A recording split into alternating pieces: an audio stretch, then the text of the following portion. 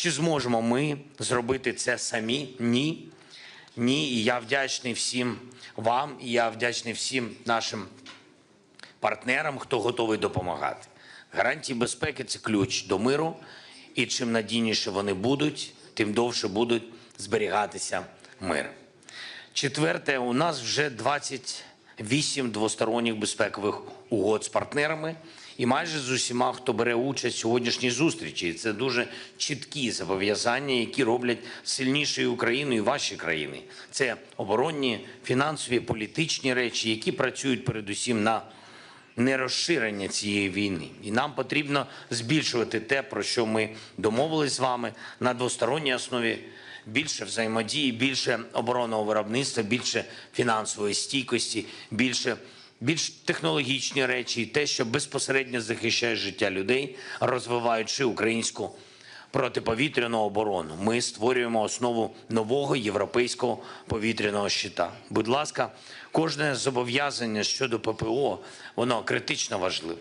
І на основі цього початкового фундаменту ми разом маємо створити дієву, достатньо для безпеки систему гарантій, для справедливого тривалого миру для України та всієї Європи. І п'яте, ми всі бачимо, яка турбулентність почалась в глобальній політиці. Але будь-які проблеми – це можливості. Збереження свободи в Європі прямо залежить від здатності нас, усієї Європи, стати щонайменше в безпеці незалежними. І ніколи Європа не може дозволити собі відставати в глобальній технологічній конкуренції. Зараз, на жаль, є моменти, фіксується таке відставання. І тільки у єдності, саме як об'єднаний континент, ми можемо це відставання виправити. Не хтось один саме для себе, а європейці разом для Європи, для всього світу.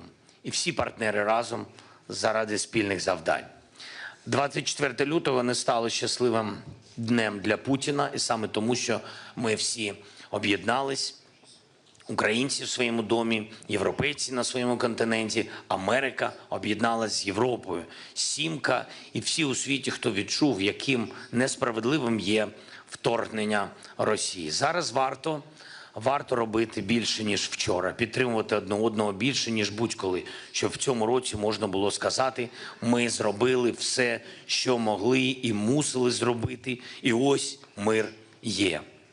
Я хочу подякувати всім вам за підтримку, за те, що ми разом. Я пишаюся нашою з вами співпрацею, я дуже пишаюся нашою з вами дружбою.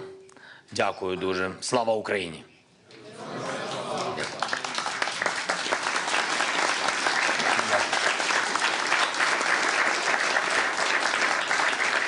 Пані та панове, модератор заходу. Президенте, шановні лідери, шановні учасники, для нас сьогодні велика честь вітати вас в Києві, столиці країни, яка воює в особливий день, треті роковини повномасштабного російського вторгнення на саміті «Підтримуй Україну». Російська агресія почалась понад 11 років тому, і цілі Росії залишаються незмінними. І ви були з нами від перших секунд повномасштабного вторгнення. Ми це дуже цінуємо і ніколи не забудемо. Наші рішення визначають, в якому світі житимуть наші діти. Українські воїни мужньо відстоюють наші спільні інтереси та цінності на полі бою. І ми вдячні нашим надійним союзникам. Ваша підтримка є фундаментально важливою для продовження цієї боротьби.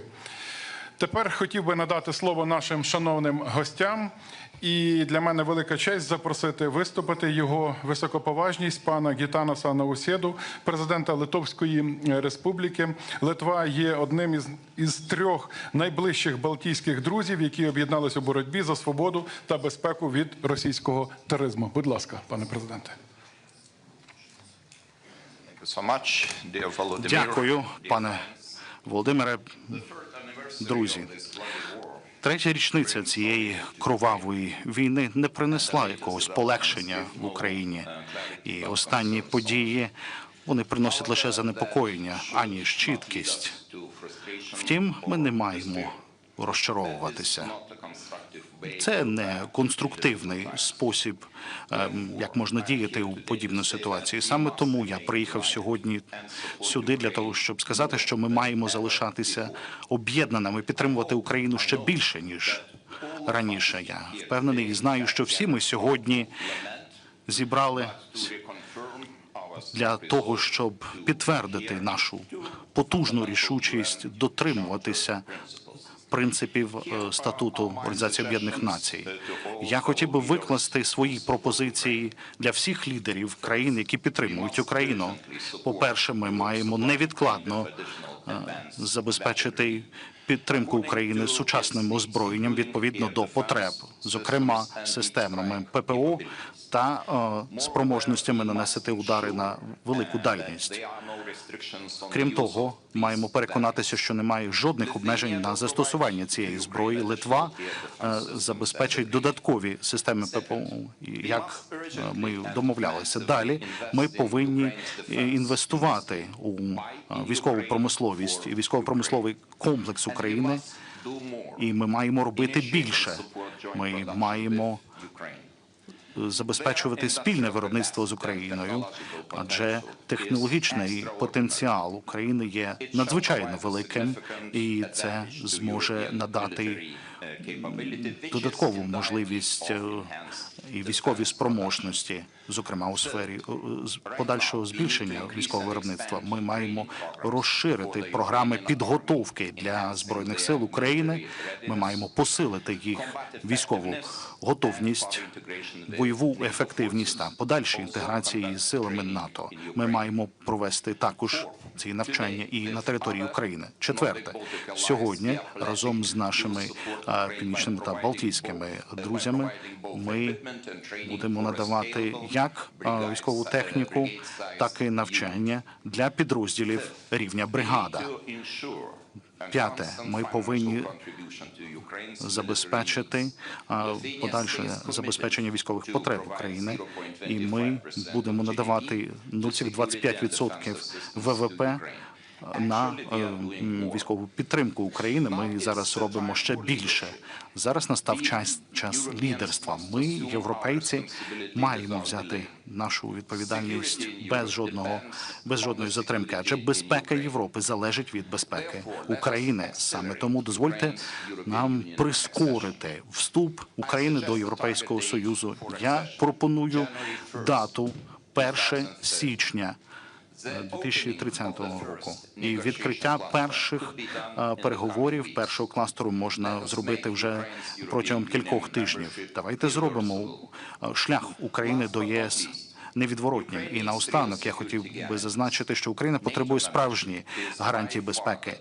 Членство в НАТО – це найкращий, найбільш ефективний і довгостроковий, і, я впевнений, найбільш дешевий варіант. Цей варіант повинен залишатися на столі для того, щоб посилити переговорну позицію України. Дякую. Пане президенте, дуже дякуємо за ваш виступ. Тепер я запрошую до слова його високоповажність пана президента Анджея Дуду, президента Республіки Польща. Польща є незмінним партнером і оплотом, коли йдеться про підтримку української боротьби. Ми ніколи не забудемо принципову позицію Польщі у 2022 році і весь час після. Прошу.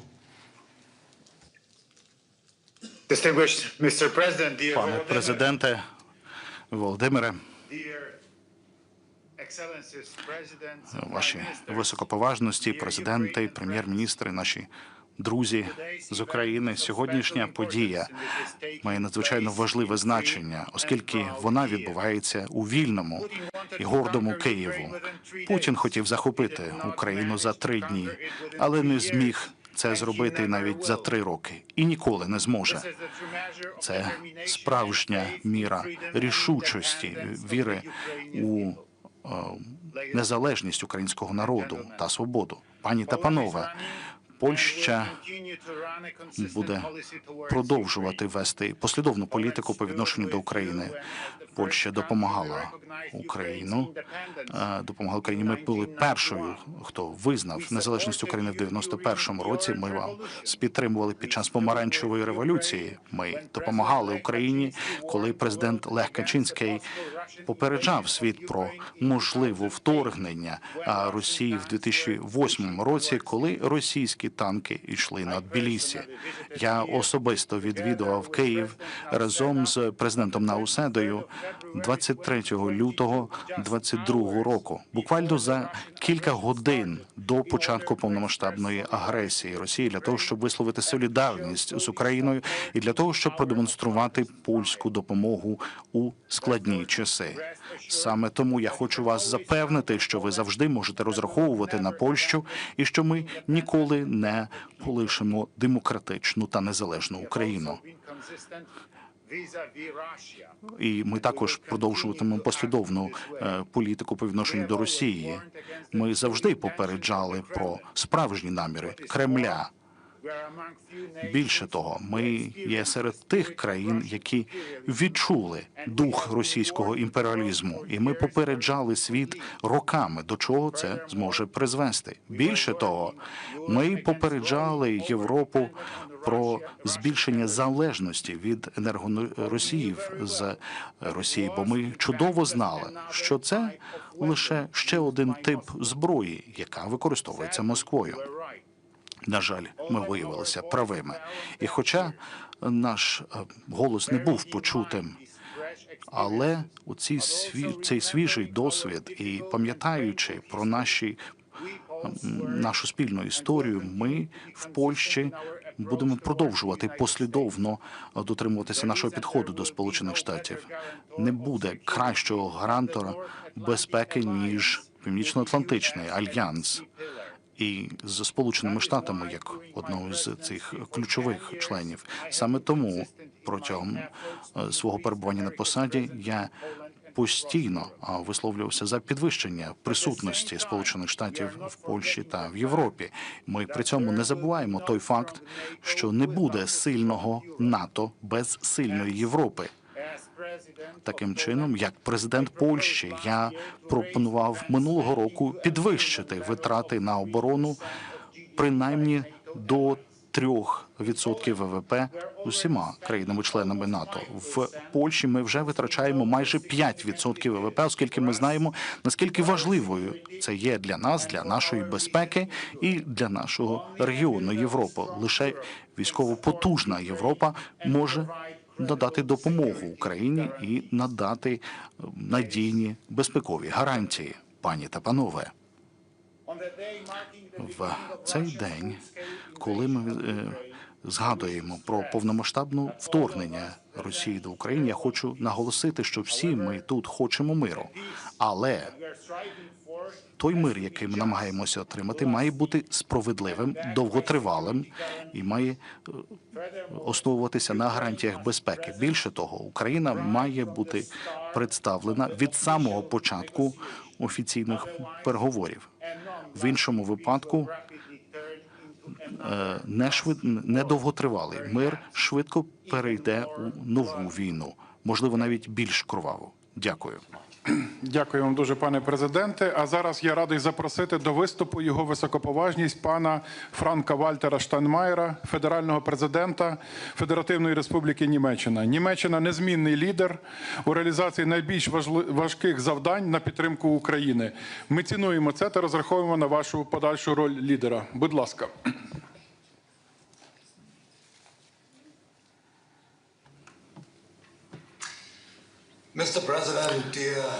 Пане президенте Володимире, пані та панове, дозвольте мені проголосити основний меседж від самого початку, тому що дуже важливо сказати, що моя країна,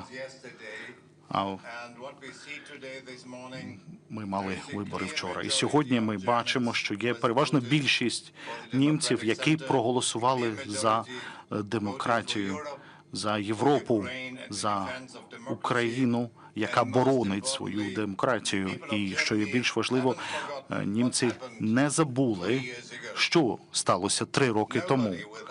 Ніхто з відкритими очима і з відкритим серцем не може заперечувати правду. Саме Росія розпочала цю війну. Саме Росія відправила танки на Україну 3 роки тому. Саме Росія хоче знищити Україну і загрожує вільній і демократичній Європі. Таким чином, шановні колеги, що відбувалося протягом останніх кількох тижнів? Росія, можливо, отримала якусь можливість щось передати Білому домі, але легітимності вона при цьому не отримувала. Нічого з того, що вона робила протиправного, не стало відповідним до закону. Ніщо не є забуто. Чи хтось може дійсно подумати, що якісь розмови чи заяви можуть якимось чином порушити нашу рішучість, щоб ми стали зробити неправильний вибір? Ні. Якраз останні кілька тижнів посилили нашу рішучість як європейців, більш ніж це було раніше. Ми маємо стояти за наші цінності і за Україну. Протягом 3 років народ України боровся за свою свободу кожного дня, кожної ночі. Ми повинні зробити все можливе, щоб мужність і пожертва українців не були просто так. Ми повинні зробити все можливе для того, щоб Україна досягла справедливого та довготривалого миру. Хто б що не казав, немає сенсу проводити переговори без України. Ми маємо зробити все можливе, аби Україну не змушували ухвалити погану згоду. Мир необхідно виграти всіма нами разом. Це наша відповідальність. Якщо в нас стане бажання це робити, то в нас буде і сила це зробити. Європа вже стала найбільшим підтримником України, адже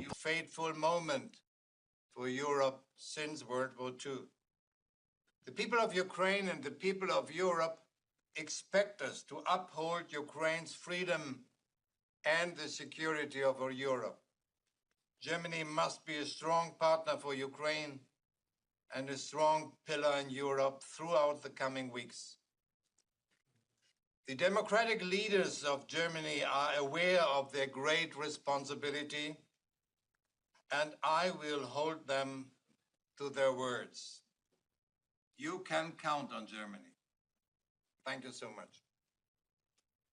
Дуже дякуємо. Маю приємність надати слово його високоповажності пану Едгарсу Рінкевичсу, президенту Латвійської Республіки. Ваша країна ставить дуже високу планку у хоробрості та силі у підтримці України та протистоянні російському імперіалізму. Прошу, пане президенте. Thank you very much, dear President Zelensky, dear Volodímir, Excellencies, dear colleagues, friends. Exactly 3 years ago, as a Foreign Minister of Latvia, I was here in Kyiv when Russia started its unprovoked, brutal invasion of Ukraine. And it was already clear then that Ukrainians will resist. I think that today we admire the brave Ukrainians for their fight. We stand with Ukraine, we support Ukraine, and I think that we all see that Ukraine has shown the world true resilience in its fight for the good and in its fight for its people. But it has also come at a great cost. People kidnapped and tortured, lives lost. Thousands of Ukrainian children have been abducted and are forced to live in Russia or occupied territories. And it is absolutely clear that it cannot be left in vain. Ukrainians deserve just peace. Ukraine must be at the negotiation table, not on the table. Europe must be at the table as well. As you said yesterday, dear Volodymyr, this is our table. And we must ensure that Ukraine is strong and independent. Russia is contained and deterred. Borders are not changed by force. Europe takes full responsibility for its security by investing in its own defense. Ukraine, Europe, and the United States work together to achieve durable peace. Europe is more powerful, as some critics may say, but what we need is a strong will. Today is a pivotal moment for the world and Europe. Europe must be brave like Ukraine and use Russian frozen assets for Ukraine. Europe must be brave to make fast decisions on budget deficit rules to finance security and defense. And Europe must be brave to mobilize our resources and ensure that Ukraine gets everything it needs on the battlefield and beyond. Latvia, with Nordic Baltic countries, have been among the strongest supporters of Ukraine, and we will remain so. As President now just said, the Nordic Baltic countries are pledging to support Ukraine by providing equipment and training for a scalable brigade-sized unit. My own country devotes 0.25% of GDP to Ukraine's military aid. We will continue to do that. Dear colleagues, to be strong like Ukraine, it is time to step up our efforts in defense and deterrence, boost defense industry. We need weapons now and not in 10 years, for both Ukraine and also for ourselves. Unfortunately, the age of hard power has re-emerged, and we need hard power. Europe must act now. Latvia has made the decision to invest 4% of GDP in defense, with the aim to reach 5% in the near future. And I think that the new norm for NATO and Europe is 3.5% of GDP. Ladies and gentlemen, we all want just and lasting peace for Ukraine. In order to achieve this goal, we need the United States, its commitment and goodwill.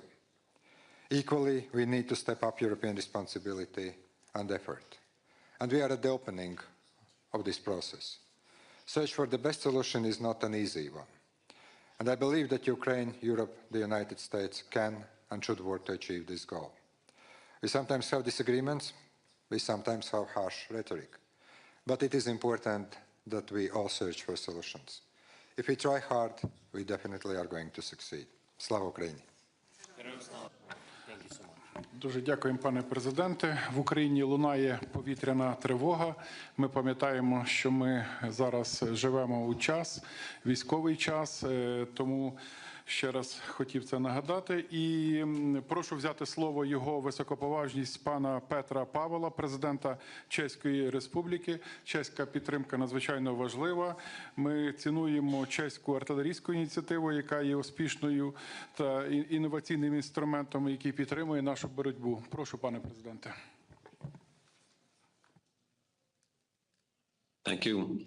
Dear Volodímir, dear colleagues, heads of states and governments, European Commission and European Council, it's great to see us all around the table, both physically and online, in support of Ukraine. For all of these 3 long years, when Russia is waging a full-scale war against Ukraine, I have no doubt that the ultimate goal of this aggression has always been to wipe Ukraine as we know it off the map. Yet the resilience of the Ukrainian people has proven to be unbreakable, and it deserves not only our admiration, but also our full respect. We all sincerely want a peace in Ukraine and for its people, but not a peace at any cost. A peace built on the humiliation of the victim, one that rewards Russia for its aggression, would not be a true peace. It would be a betrayal. We Czechs know all too well what such a betrayal feels like, having experienced it with the 1938 Munich Agreement. Any deal must be negotiated and accepted by Ukraine.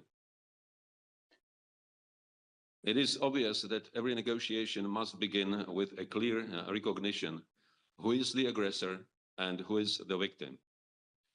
No room for ambiguity here. Volodímir, you were democratically elected by the Ukrainian people, and your legitimacy remains unquestionable. As Ukraine is fighting every day for its survival, this is neither the moment nor it is practical or just to weaken leadership, but rather to ensure stability and resilience. And you, Volodímir, are a symbol of this resilience. It is our collective duty to help Ukraine resist and prevail in this war. Without peace in Ukraine, there can be no lasting peace in Europe. We need to get ourselves together and to act now. Deterring Russia is the only way forward. Today, I would like to stress 5 points. First, we must collectively continue helping Ukraine build up its own robust defense capabilities. And Czech companies are already contributing and will do its part in the future as well. Second, it is crucial to continue with military supplies to Ukraine. In this regard, the ammunition initiative and all other similar initiatives have proven effective. Third, I fully support the idea of a joint EU loan by providing arms to Ukraine and for further macroeconomic and further macroeconomic aid.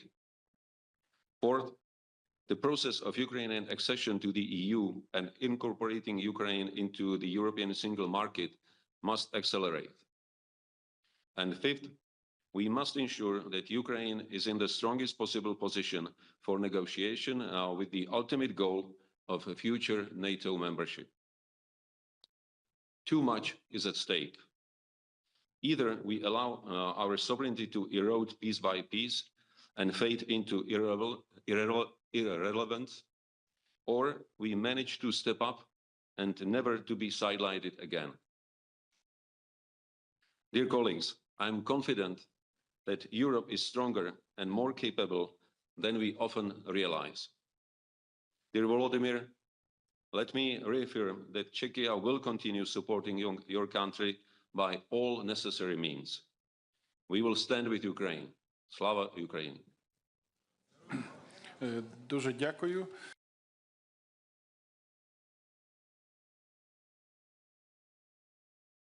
Важність пана Андрея Пленковича, прем'єр-міністра Республіки Хорватія. Ми надзвичайно цінуємо вашу незмінну підтримку і допомогу Хорватії. Дякую. Прошу. Thank you very much, Andriy, dear President Zelensky, dear colleagues, both in Kyiv and in the capitals. First of all, let me greet you and extend once again Croatia's and my personal support and respect for Ukrainian people, Ukrainian soldiers, for Ukrainian leadership, and especially you, President, for having endured for the last 3 years the brutal Russian aggression and the invasion on your country, which is a repetition of more than 10 years ago. Ukrainians have shown incredible resilience. They have shown heroism. They have shown strong desire to defend its freedom, its territory, its land. But you have also demonstrated a strong message to the rest of the world that the violation of international law and the international order and the values that we all share and that the world has been functioning on over the past 8 decades is something that Ukrainians respect and want to live with.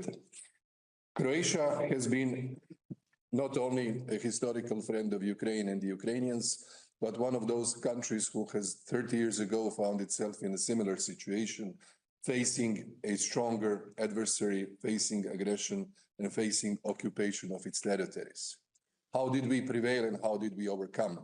It took us time to gain strength and to reach the balance of power, and even to use the potential of, at the time, Croatian military and Croatian police to regain back our territories.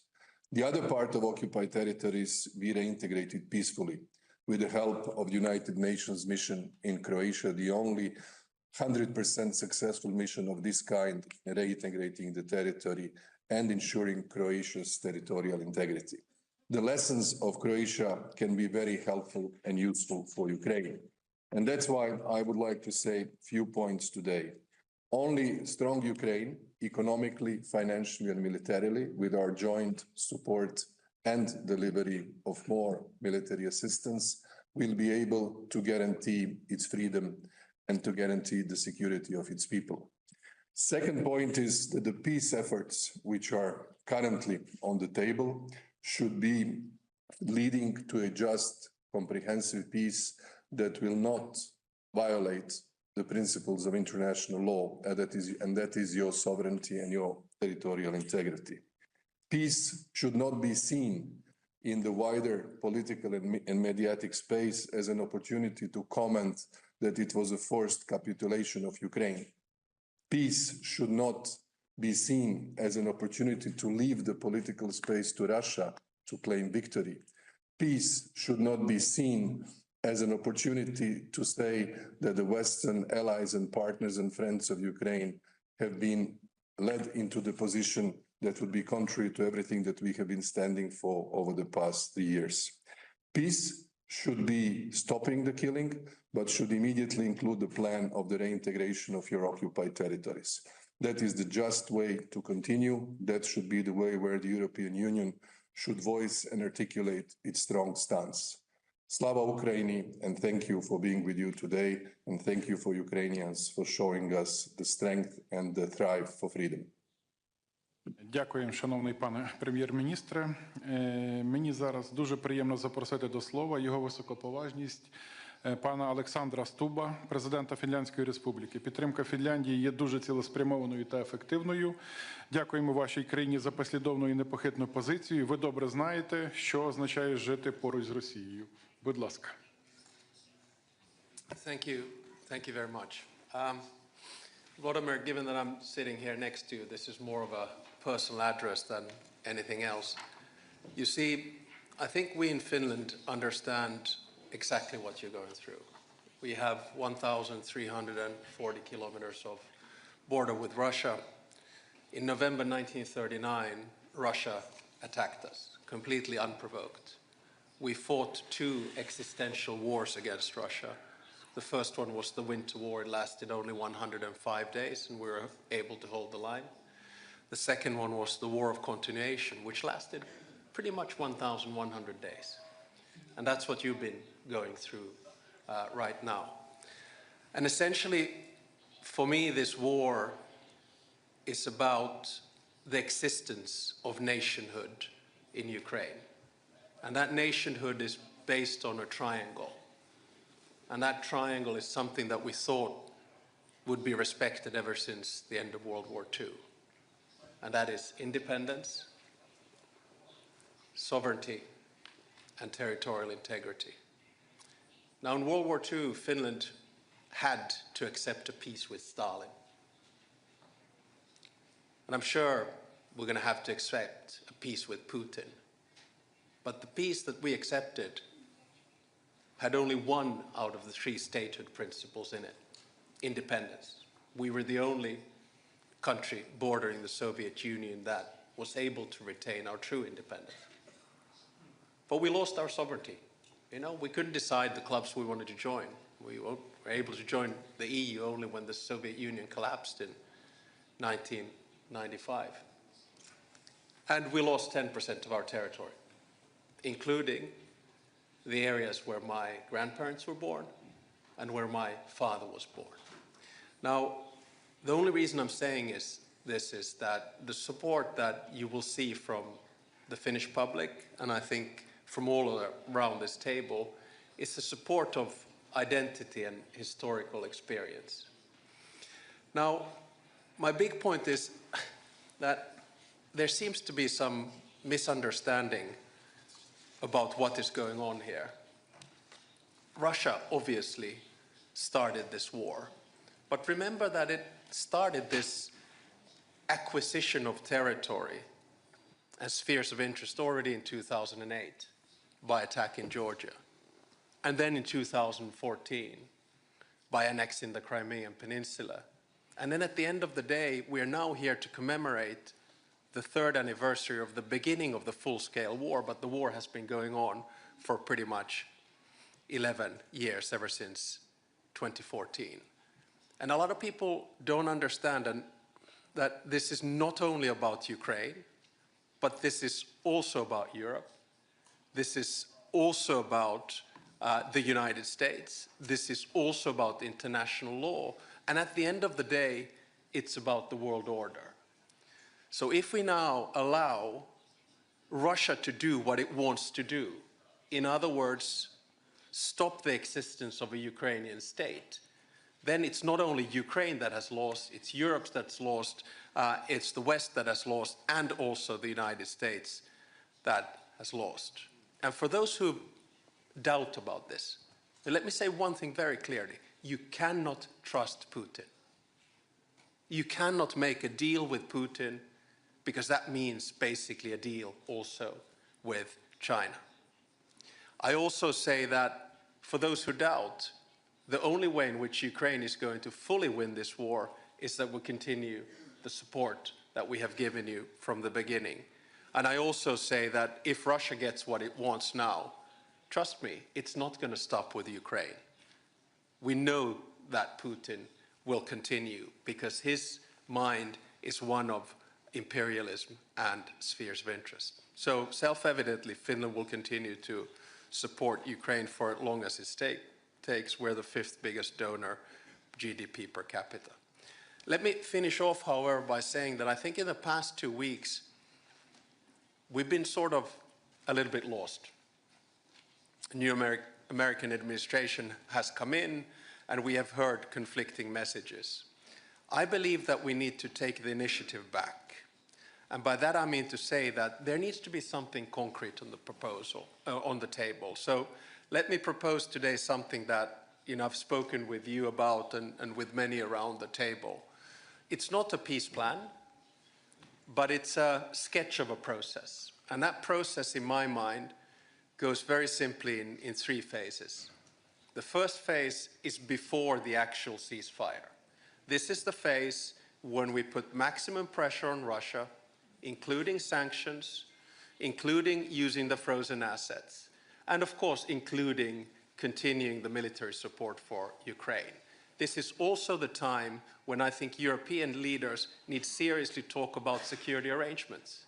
And of course, the lead comes from Ukraine. You have the biggest land force and most experienced land force in Europe. But there needs to be support from Europe, and the backstop needs to come from the United States. All of this needs to be settled before a ceasefire is brokered, whether that's Easter or whenever, we don't know. The second phase is the ceasefire phase. And the ceasefire basically means that there's a contact line, probably monitoring thereof, but it also means that 2 things are put into place. First is a negotiation on the actual agenda and modalities of the peace process, because there is no peace process, there is no agenda, there are no modalities.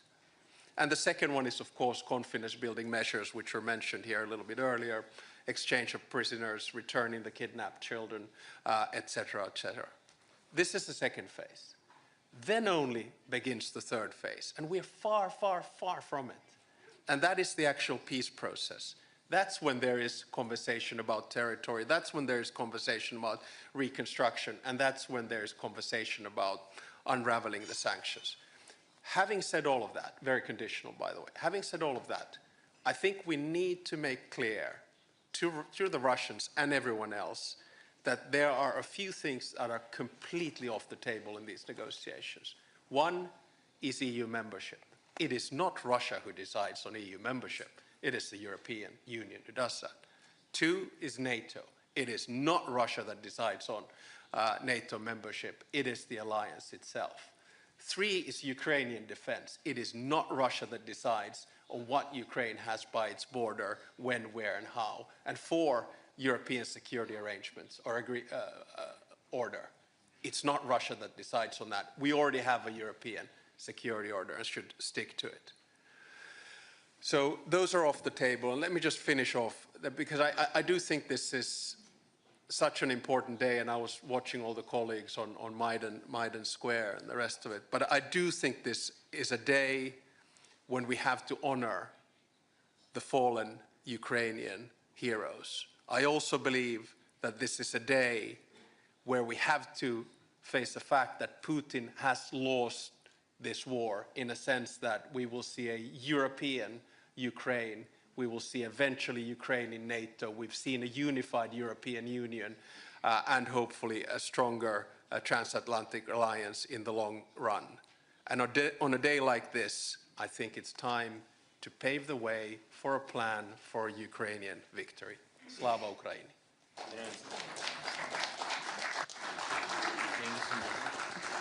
Дякуємо, пане президенте. А зараз я радий запросити до виступу його високоповажність пана Діка Схоофа, прем'єр-міністра Королівства Нідерланди. Нідерланди є важливим партнером України. Ваше лідерство поза конкуренцією, особливо важливим є ваш внесок у підвищення безпеки нашого неба. Прошу, пане прем'єр-міністре.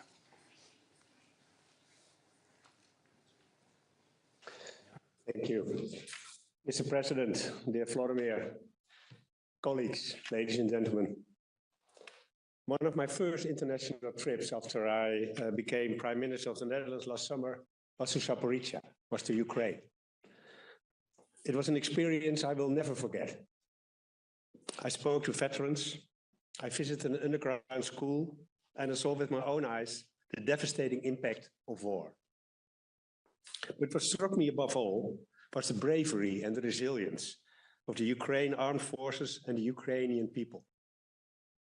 For 3 years now, you have resisted the most brutal and fierce attacks by the Russian aggressor. Fighting for freedom, fighting for independence, fighting for the right to shape your own future. The government and people of the Netherlands admire you greatly for that. The purpose of that first visit was very clear: to reaffirm that the Netherlands stand with Ukraine and that we will continue to do so. But today, I can only repeat that message, also on behalf of His Majesty the King. Ukraine can count on our unwavering military, financial, and political support, now and after the war, when justice must be done and Ukraine must recover. So it's good to see so many of you today. It shows that support for Ukraine remains strong and widespread. Today marks the start of the 4th year of the terrible war. Let us hope that it also marks the beginning of the end. In the past few turbulent weeks, we have been face to face with history. None of us can predict what will happen over the next few weeks and months. But whatever that may be, for the Netherlands, there can only be one outcome. And that is a just and lasting peace, both for Ukraine and for Europe. That means a peace that not only ends hostilities here and now, but also guarantees a safe future. That's why it's so important that Ukraine remains strong on the battlefield. Because we need peace through strength and not the enduring threat of war through weakness. And furthermore, it's crucial that your voice and our voices are heard in the negotiation process. Nothing about Ukraine without Ukraine.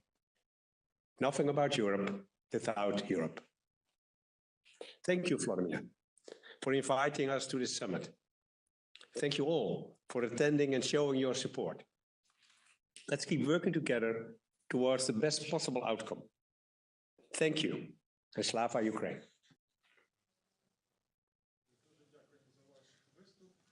І мені дуже приємно запросити до слова його високоповажність пана Джастіна Трюдо, прем'єр-міністра Канади. Канада займає особливе місце в серцях українців. Позиція Канади в групі G7 з початку повномасштабного вторгнення і, зокрема, у 2025 році під час канадського головування має важливе значення для успіху нашої боротьби. Прошу, пане прем'єр-міністре. Bonjour, mes chers amis. Good morning, everyone. Thank you to my fellow leaders for your timely and salient remarks. And above all, thank you, Volodímir, for hosting today's summit and for your courageous leadership as the duly elected democratic leader of this great nation.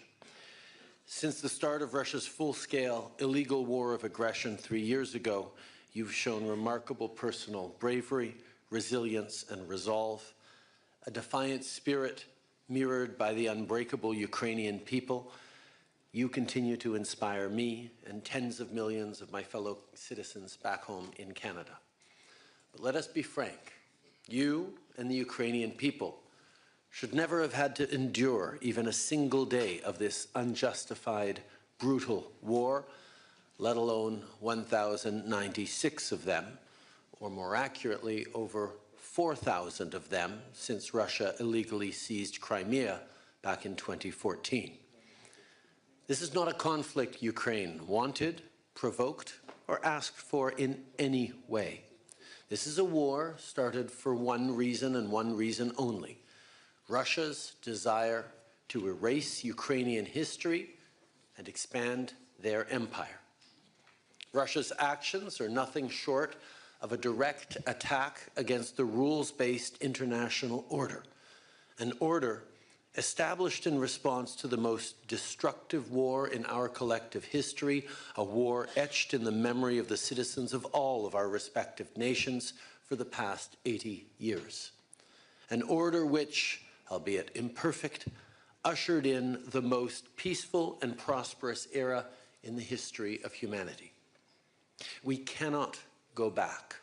We cannot return to an era where might makes right. We must do everything in our power to enable Ukraine to secure a just and lasting peace, a peace that cannot be achieved without Ukrainians at the table. That is precisely what Canada is focused on. Canada has been a steadfast, unshakable partner to Ukraine since the beginning, and that will never, ever change. Le Canada est fier du travail qu'on a accompli avec vous tous autour de cette table pour faire que la Russie paye le prix de cette invasion inhumaine, que ce soit avec des sanctions ou en offrant aux Ukrainiens de l'aide humanitaire, financière et militaire dont ils ont besoin pour se défendre et faire obstacle au régime russe. But I know, we all know, there is more work to do. That is why I am announcing Canada will be providing 25 more LAV-3 infantry fighting vehicles to Ukraine. We will be delivering 2 armored combat support vehicles which Ukrainian forces will be trained on shortly in Germany. Landing systems for F-16s were delivered just 2 months ago, and 4 F-16 flight simulators will be provided in the coming months. And that's on top of the millions of additional rounds of ammunition, components for drone cameras, and first aid kits. We're also dispersing the first installment of the $5 billion in assistance to Ukraine funded through revenues from frozen Russian assets, along with providing a grant to help Ukraine maintain its energy security in the wake of consistent, reckless attacks by Russia on Ukrainian energy infrastructure. Throughout all this, we need to keep in mind the size of the human cost of the Russian aggression for the past 3 years. Ukrainians who've lost their lives fighting courageously for their land, children taken from their families and homes and communities, which is a disgusting war crime, and violence subjected to prisoners of war taken by Russia. Implementing the Montreal Pledge to address the human costs of the war, a declaration made at the conference we co-hosted there last autumn with Norway and Ukraine, is more urgent than ever. We will continue to work with Ukrainian forces through Operation Unifier, which has already trained tens of thousands of Ukrainian soldiers. And once a just peace is secured, Canada stands at the ready to work with our partners around the world to provide Ukraine the security it needs for the peace to last, allowing it to recover, rebuild, and prosper. Regardless of the great distance separating our two countries, Canada knows this is a war that we cannot afford to ignore. I know the stakes. Canadians know the stakes. All of you around this table know the stakes. And most of all, Ukrainians know the stakes. This is a war of aggression on Ukraine's people, culture, identity, and very existence. but it's also a war on our way of life. It's a war on democracy, on the rule of law, on self-determination, a war on justice, and a war on truth. At this critical moment, I think of the words of the great Ukrainian poet, Taras Shevchenko, whose works have been echoed by millions of Ukrainians as a source of inspiration. You must fight on, you will triumph. God is helping, leading. At your back are justice, glory, and sacred freedom. That excerpt was proudly recited in Independence Square by Serhiy Nihoyan, the first martyr of the Revolution of Dignity, shortly before he was killed. And 11 years later, it continues to ring true. Ukrainians will triumph because Ukrainians are fighting for what is right. But they cannot and should not do it alone. It's up to all of us in this room and around the world to meet this moment as well. And we can't wait. The moment to stop this war of aggression, the moment to defend democracy, the moment to stand for our shared values is now. So let us seize it. Merci beaucoup, mes amis. Slava Ukraini. Дякуємо, шановний пане прем'єр-міністре. А зараз я хотів би передати слово його високоповажності пану Реджепу Таїпу Ердогану, президенту Турецької Республіки. Туреччина залишається непохитним і впливовим прихильником українського суверенітету, територіальної цілісності. Ми це надзвичайно цінуємо. Değerli dostum Sayın Zelenski, kıymetli Ukraynalılar, sevgili Kırım Türk'ü soydaşlarımız, saygıdeğer katılımcılar, sizlere en kalbi duygularımla, saygıyla selamlıyorum.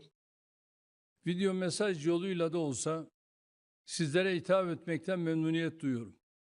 Savaşın 3. yılını doldurduğumuz bu acı günde ülke ve millet olarak dost Ukrayna halkının yanında olduğumuzu öncelikle ifade etmek istiyorum. Geçtiğimiz 3 sene zarfında topraklarını savunurken hayatlarını kaybeden Ukraynalılar için taziye dileklerimi iletiyor, yakınlarına başsağlığı diliyorum. Türkiye 2014 yılında Kırım'ın ilhakından bu yana uluslararası hukukun temel ilkeleri doğrultusunda Ukrayna'nın haklı davasına gereken desteği vermiştir. Bundan 3 sene önce çatışmalar başladığında savaşa karşı olduğumuzu nasıl ilan ettiysek, bugün de savaşın müzakereler vasıtasıyla sonlandırılması için her türlü gayreti göstermeye kararlıyız. Bunu yaparken Ukrayna'nın toprak bütünlüğü, egemenliği ve bağımsızlığına olan güçlü desteğimizi sürdürüyoruz. Savaş 4. yılına girerken diplomasiyi, diyaloğu ve müzakereleri temel alan yaklaşımların ivme kazandığını görmekteyiz. Bu sürecin çatışmaların sonlandırılmasının ve kalıcı barışın tesisinin başlangıcı olmasını umut ediyoruz. En başından beri savunduğumuz üzere adil ve kalıcı barışa giden yol ancak ve ancak savaşın her iki tarafının da eşit ve hakkaniyetli bir şekilde temsil edildiği bir denklemle açılabilir. Sayın Zelenski ile geçtiğimiz hafta Ankara'da Türkiye'nin bu önemli kavşakta sağlayabileceği katkıları ve müzakerelere ev sahipliği yapma istediğini de ele aldık. Şunu tüm samimiyetimle ifade etmek isterim. Gelecek sene savaşın değil, barışın yıl dönümünü idrak etmek için hepimize önemli sorumluluklar düşüyor. Türkiye olarak adil ve kalıcı barışın tesisi için tüm gücümüzle çalışmaya devam edeceğiz. Bu düşüncelerle 2025'in barışın inşa edileceği bir yıl olmasını canı gönülden temenni ediyorum. Birkaç gün sonra kavuşacağımız Ramazan-ı Şerif'in tüm insanlığa barış, huzur ve esenlik getirmesini Rabbimden niyaz ediyorum. Hepinize saygı ve selamlarımı gönderiyorum. Kalın sağlıcakla. Дякуємо. І зараз я радий запросити до виступу її високоповажність пані Карін Келлер-Зутер, президента Швейцарської конфедерації. Швейцарія відіграла важливу роль у просуванні глобального бачення всеохоплюючого, справедливого та сталого миру для України та Європи. Будь ласка.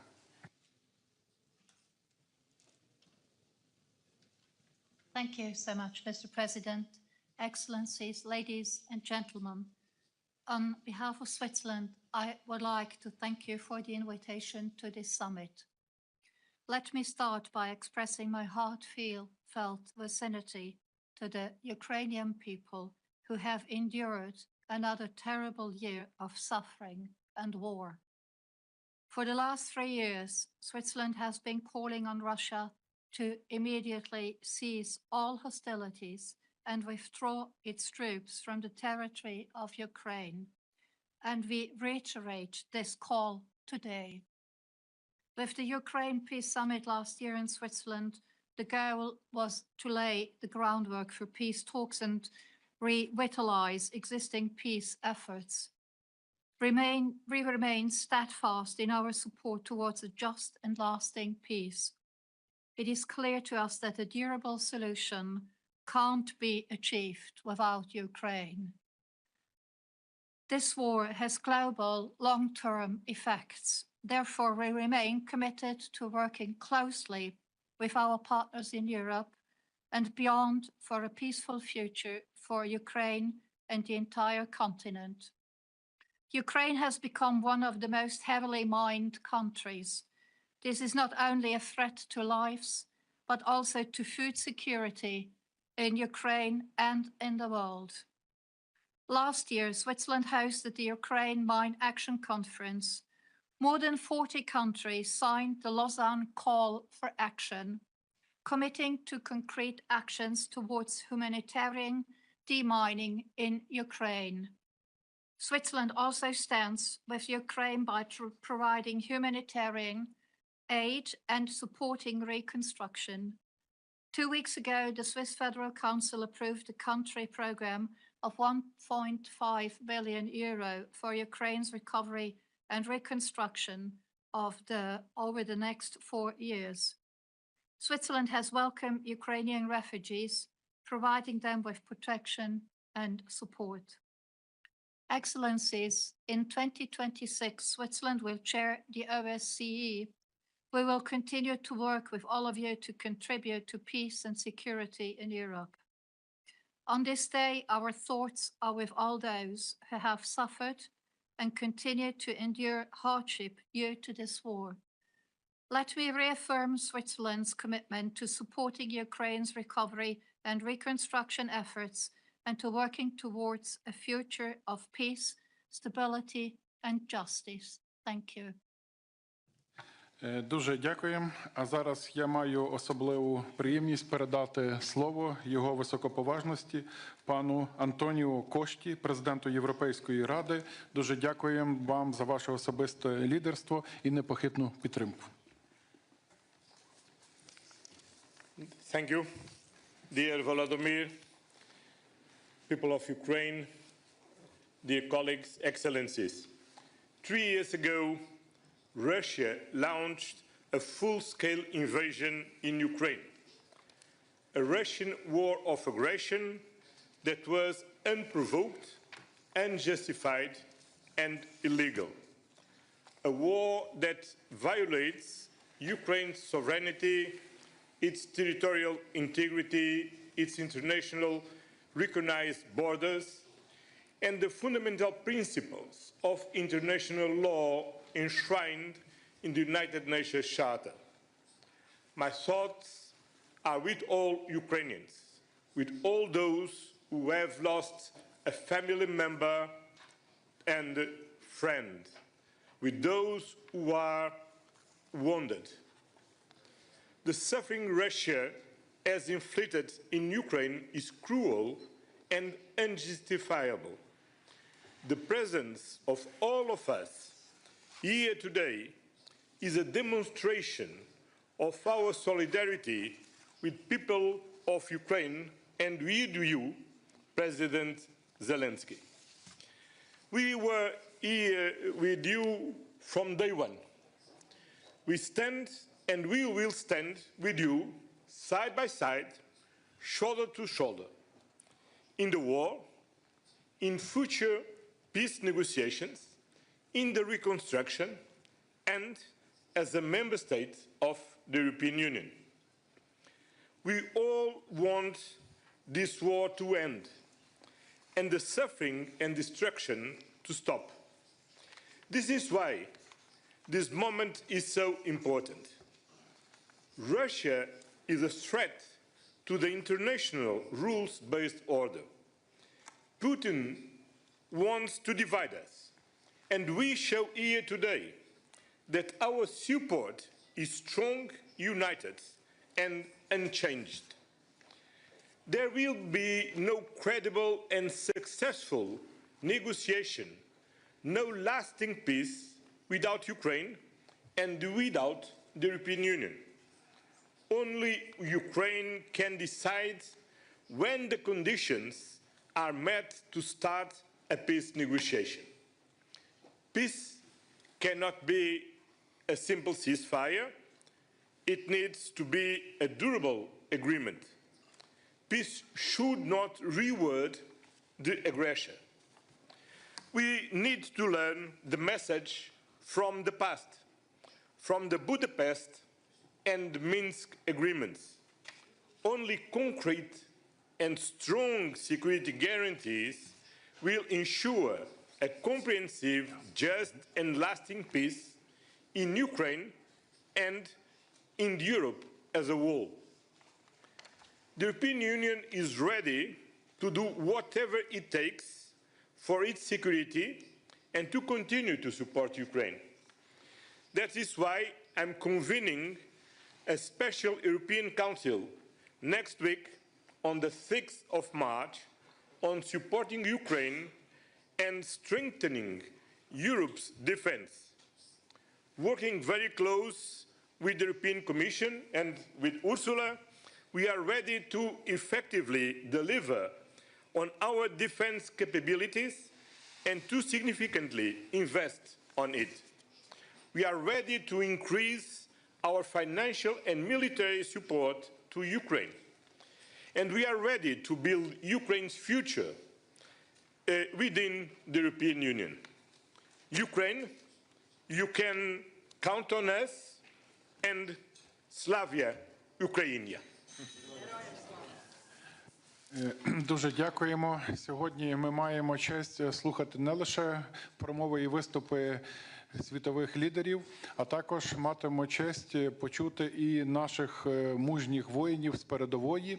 І зараз для мене особливо приємно і почесно надати слово відважним воїнам 93-ї окремої механізованої бригади «Холодний Яр», які боронять нашу батьківщину на Покровському напрямку. Головний сержант батальйон безпілотних систем Денис Кардаш. Прошу до слова. Вітаю всіх, слава Україні! Сьогодні до 11-ї річниці початку агресії на території України і Російської Федерації і до 3-ї річниці великого наступу повномасштабної війни Росії з Україною. Хотілося б подякувати всім європейським лідерам та країнам, які нас підтримують у цій війні, йдуть разом з нами до перемоги. Зараз ми, бійці 93-ї бригади батальйону безпілотних систем Black Raven, знаходимося на бойових позиціях, виконуємо бойові завдання на найгарячіших напрямках нашої країни. Це Покровський напрямок, це напрямок Бахмутський. Наші підрозділи виконують завдання з прикриття неба, знищення ворога і підтримки нашої піхоти на всіх цих напрямках. Лише протягом останніх днів наша бригада відбила десятки атак агресора, які хотіли захопити нашу вільну Україну. Нашим батальйоном безпосередньо за ці декілька днів було знищено біля 30 єдиниць техніки та засобів ураження, які агресор кожен день застосовує в нашу сторону. І близько 50 окупантів було знищено на наших напрямках за ці 2 дні. Лише чимало, я знаю також, що чимало країн є, які нам допомагають, пройшли через такий ж самий агресію зі сторони Росії і знають, що це таке і як це відбувається. Хочу нагадати всім, хто може не до кінця розуміє, що це таке, що війна, вона приходить несподівано і ніхто до неї ніколи не готується. І це дуже погано. Чи важко нам зараз тут? Важко. Неймовірно важко. Чи хочемо, чи втомилися ми від війни? Втомилися. Так, але це битва за нашу незалежність. Це битва за наших рідних. Це битва за нашу сім'ю і за нашу країну і за нашу націю. Якщо ми програємо цю битву, то в нас цього всього не буде. Не буде майбутнього наших родин і наших дітей. Хочу подякувати всім странам, які підтримують нас, всім народам, людям, які підтримують нашу боротьбу. Хочу подякувати всім волонтерам. Це українські волонтери, це наші люди, це волонтери інших стран, які допомагають сильно, допомагають і реагують дуже швидко, тому що війна йде кожен день і вона дуже жорстока. Хочу подякувати всім воїнам, які зараз захищають нашу країну. Це воїни, як українські, так і іностранні воїни, які приїхали допомогти нам стати вільними. Дякую всім. Слава Україні, слава нації і вічна пам'ять всім загиблим героям, які захищали нашу страну від російської агресії. Дякую.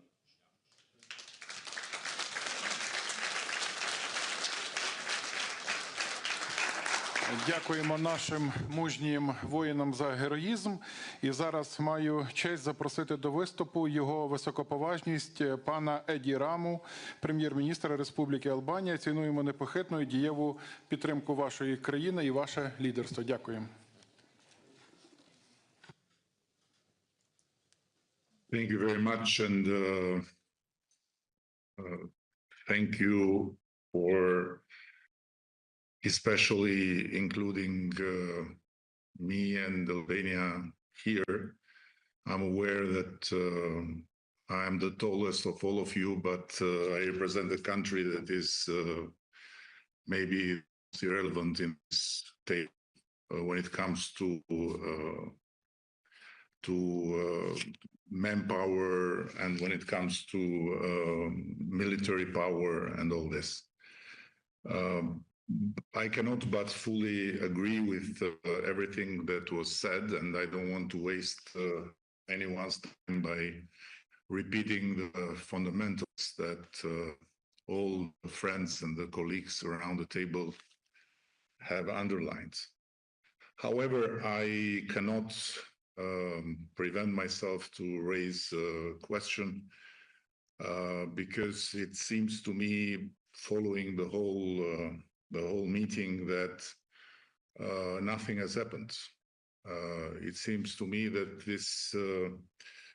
this meeting is like a registration of a meeting 3 months ago or a year ago or 2 years ago. But I'm not sure that is the case, and I think that something important has happened, as you all know. And the question is how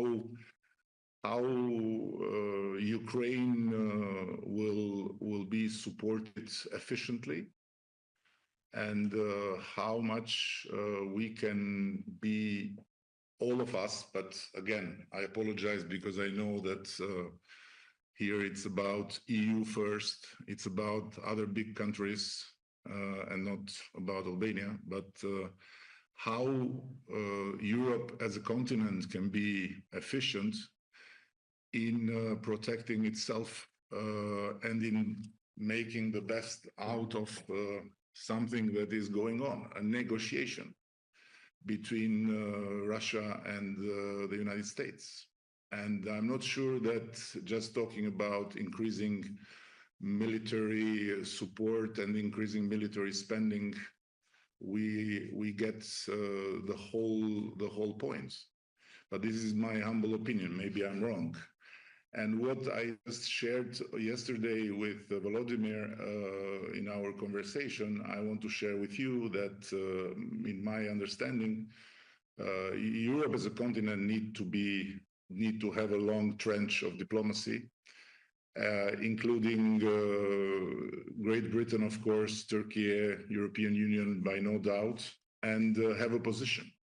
Have a position because I'm afraid that it will be unsustainable with the public opinions, especially in the western side of the continent, to continue and just say what we are saying here, but in the meantime, looking US and Russia striking a deal and Ukraine being cut out or being imposed something that may be totally unjust. So we have been for a long time in the American autopilot. Now the autopilot seemingly is off. Nobody knows for how long. And I believe that it's time to have a deeper reflection than just what we will do in terms of military support or military spending. Because it for sure is very necessary, but might not be enough. And so with all this being said, I repeat, no doubt that we are fully behind Ukraine, no doubt that we are fully behind any decision the grown-ups in this space will make, but you know, some doubts about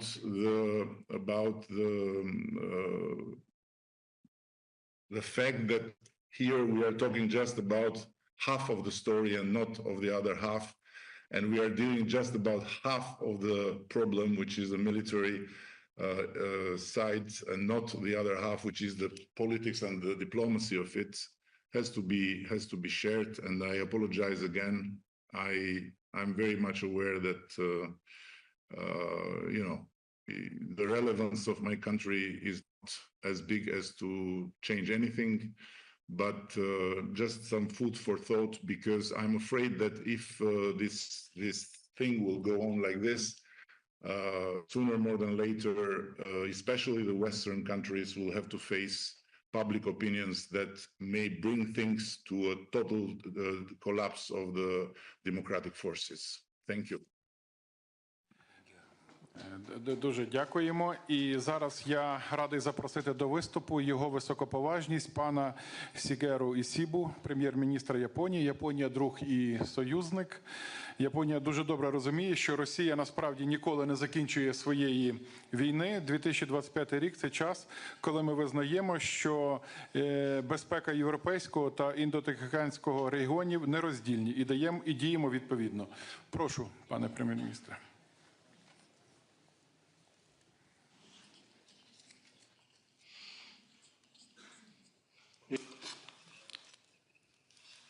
I am Ishiba Shigeru, the Prime Minister of Japan. Today marks 3 years since the start of Russia's aggression against Ukraine. We strongly condemn the ongoing Russian attacks and once again express our admiration for the courage and resilience of the Ukrainian people who are standing up against the aggression. Furthermore, it is very meaningful that discussions on supporting Ukraine are being held at today's meeting, and I would like to pay my utmost respect for Ukraine's initiative in hosting this meeting. Russia's aggression against Ukraine is an outrageous act that shakes the very foundation of the international order. Such unilateral attempts to change the status quo by force must not be tolerated anywhere in the world. With this in mind, Japan has strongly provided support to Ukraine and has imposed sanctions on Russia since the beginning of the aggression. Currently, various diplomatic efforts are ongoing to achieve peace. We hope that these efforts will lead to an end to the prolonged combat and help achieve a breakthrough in this difficult situation. That is my fervent expectation. Having said so, in considering how to end this aggression, the party in question, Ukraine must engage, and a just and lasting peace should materialize as soon as possible. Toward this end, we must unite and work together. Our stance of supporting Ukraine will remain steadfast. Japan continues to work with Ukraine to restore peace to the beautiful land of Ukraine. Thank you. Дуже дякуємо. А зараз я з особливою приємністю запрошую до слова її високопані Урсулу фон дер Ляйен, її високоповажність, президентку Європейської комісії. Дякуємо за ваше особисте лідерство, за ваші одні з перших візитів в Україну і за демонстрацію справжньої підтримки і нашим людям, і нашій країні. Дякуємо.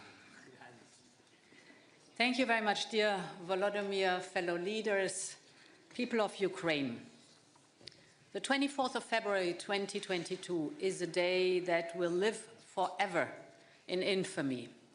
And today we join you in commemoration of the fallen hero of Ukraine and those who are still fighting at the front line, as we have just heard. A peaceful nation was invaded with no reason except Putin's imperial obsession. But we believe in a free and a sovereign Ukraine on the path towards the European Union, and we join you in shaping this future together. The war in Ukraine remains the most central and consequential crisis for Europe's future. Putin is trying harder than ever to win the war on the ground. His goal remains Ukraine's capitulation, and we know what could happen next, because it has already happened before.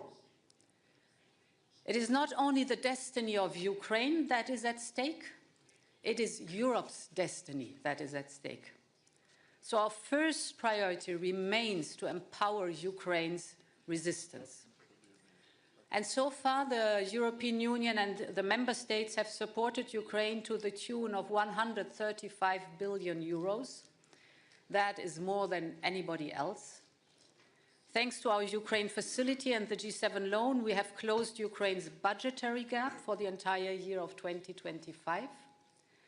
Now, in parallel, we must speed up the immediate delivery of weapons and ammunition, and this will be at the heart of our work in the coming weeks. Today, I'm here with the whole College of Commissioners of the European Commission to mark our wholeheartedly support for Ukraine. A free and sovereign Ukraine is not only in the European interest, but it is in the interest of the whole world, because the autocrats around the world are watching very carefully whether there's any impunity if you violate international borders or invade your neighbor, or if there is true deterrence. This is not only paramount for Europe, it is also important for Asia, for Africa, and for both sides of the Atlantic. An investment in Ukraine's sovereignty is an investment in the prevention of future wars. And there's more in for Europe and the world. Ukraine has a highly innovative and thriving defense industry. This should never fuel the arsenals of an aggressive power, but it should strengthen the resilience of a European Union with Ukraine as its member that is taking on more responsibility for its own security. Ukraine has a lively startup scene with a lot of experience in the rising sectors like artificial intelligence and drones. The can-do attitude and the entrepreneurial spirit of young and dynamic Ukrainian companies can provide important impulses to Europe's competitiveness. Dear Volodymyr, Europe is here to strengthen Ukraine in this critical moment. I can announce that a new 3.5 billion euro payment for Ukraine will arrive already in March. Second, as President Costa just has announced, there will be a special European Council, and I will present at this special European Council a comprehensive plan for defense investment, for scaling up our European arms production and defense capabilities, but also for investment in Ukraine's defense industry, scaling up your arms production, your defense capabilities. So this will be a plan for the European Union and for Ukraine. And then there's a third point I want to speak about. That is energy. For 3 years, Russia has sought to plunge Ukraine into darkness by relentlessly targeting the energy infrastructure. Therefore, the Commission has prepared an ambitious package on energy security. The aim is to ensure a resilient, a secure, competitive energy system for Ukraine. Together, we have managed during this winter already to provide 1.8 gigawatt. But now we will fully integrate Ukraine's and Moldova's electricity market in our own electricity market by the end of next year. And we will seize the full potential of Ukraine's vast gas storages, of which 80% are located closer to the EU member states, and this will generate income for Ukraine. And we will accelerate investment in Ukraine's renewable energy. All these efforts will result in greater energy security for both the European Union and Ukraine. Finally, no one wants more peace than the Ukrainian people. But they want a just and a lasting peace. And this only comes through strength. And this is why we strengthen your economy. This is why we increase the resilience of your energy sector. This is why we will continue training and equipping your troops. Think of the importance of artillery ammunition, for example. This is why we have to provide security guarantees backed by the United States. This is why today we are adopting the 16th package of sanctions. We will increase punitive sanctions against Russia until they demonstrate true willingness to achieve a lasting peace agreement. We stand by Ukraine for as long as it takes. I cannot wait for the moment, after having listened also to your soldier at the front line, till we start to reconstruct Ukraine again, Ukraine as a member of the European Union. Slava Ukraini. Thank you so much. Дуже дякуємо. А зараз маю честь надати слово її високоповажності пані Роберті Мецолі, президентці Європейського парламенту. Роль Європейського парламенту надзвичайно важлива і відіграє важливу роль у боротьбі з російською агресією. Thank you very much, dear Volodymyr, dear colleagues, dear friends. We were with Ukraine on that day, 3 years ago. We are with Ukraine today, and we will be with you tomorrow. What matters now, however, is not just what we say. It is what we do. The coming days and weeks will shape our future, not through words, but through the actions we take right here in Europe. Peace without liberty is not peace. Europe knows this. We will always seek peace, but it must be just, it must be real, and it must be dignified. And it must be based on the principle of nothing about Ukraine without Ukraine. Because the concept of might is right will not define the new world order. It cannot. For 3 years, Europe has stood with you, and let me be clear, we will not waver. I will never forget those moments in Kyiv at the start of the invasion when the world saw you all stand up. The European Parliament has been united from day one. And together with President von der Leyen and President Costa, we will speak with one voice because we understand that together we are strongest. But now we must do more. Ukraine must be in a position of strength because that is the only path to real peace and liberty.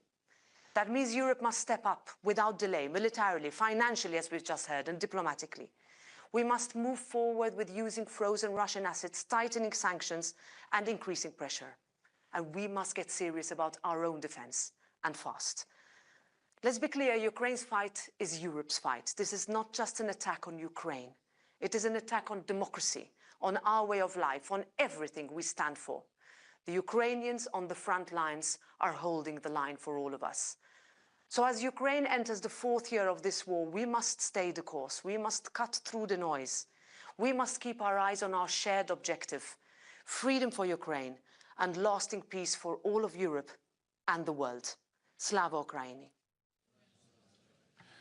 Дуже дякуємо. І зараз я радий надати слово її високоповажності пані Майі Санду, президентці Республіки Молдова. Молдова є критично важливим партнером у забезпеченні безпеки та стабільності регіону. Будь ласка. Thank you.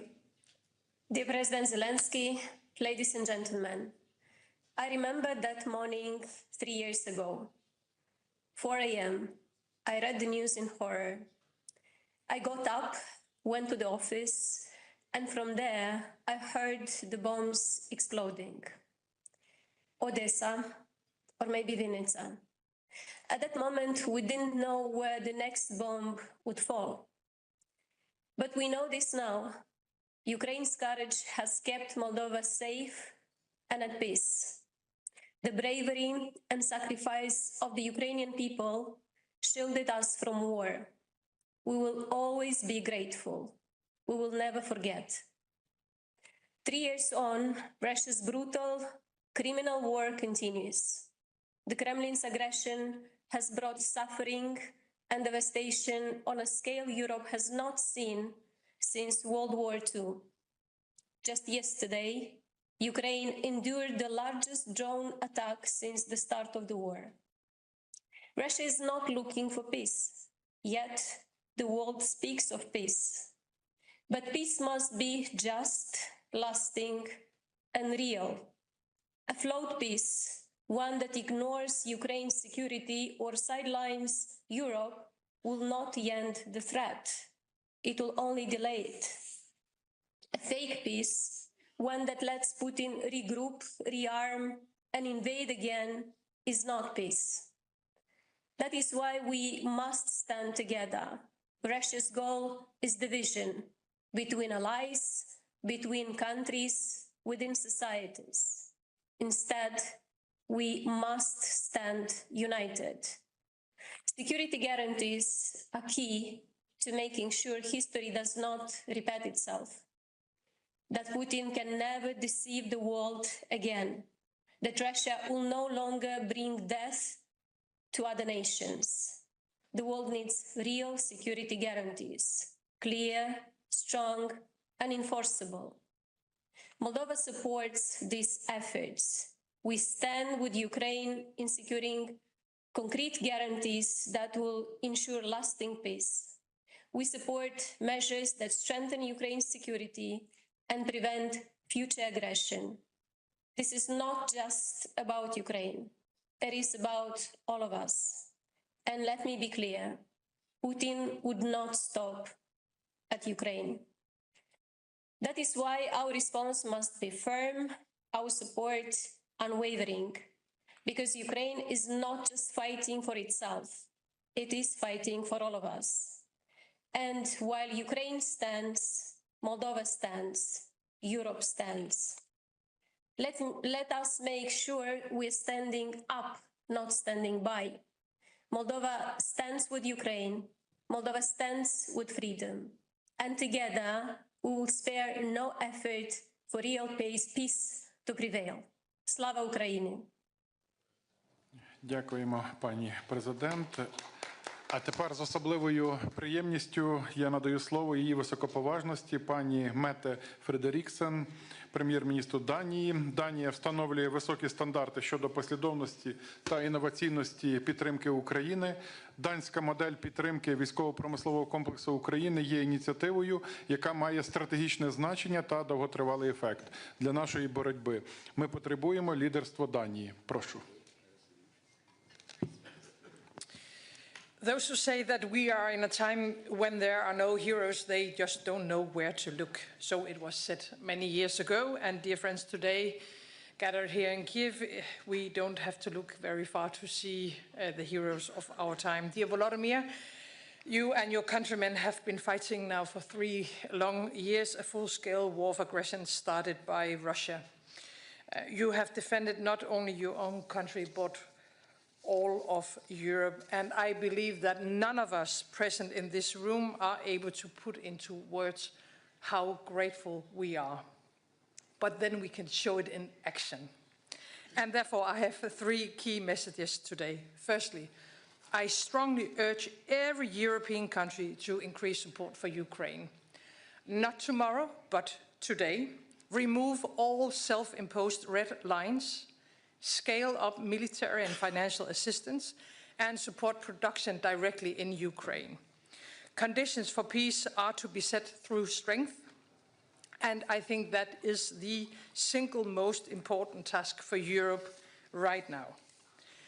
Secondly, a ceasefire without a sustainable peace will cause a lot of danger to all of us. It will give Russia room to rebuild and to rearm, and to relaunch an attack on Ukraine or another European country. I have never believed that this war is primarily about Ukraine. You are paying the price for it, but this war is about Russia. It's about the imperial dreams, and therefore I find it very difficult to trust Putin and to trust Russia. And it goes without saying that nothing should be negotiated without Ukraine, not only at the table, but in the center of the table, of course. Thirdly, we need to ensure Ukraine has a real and strong security guarantee. NATO membership is, of course, the strongest security guarantee. It is the easiest way forward, it's the cheapest way forward. I know that some allies are against this, and therefore I ask the question, if we cannot give you membership of NATO, and I think it's the only way forward, then we have to find another way to provide Ukraine with a clear, long-term security guarantee. Let me just conclude by saying that the best things about heroes is that they always win at the end. And if they aren't winning, then it's not the end.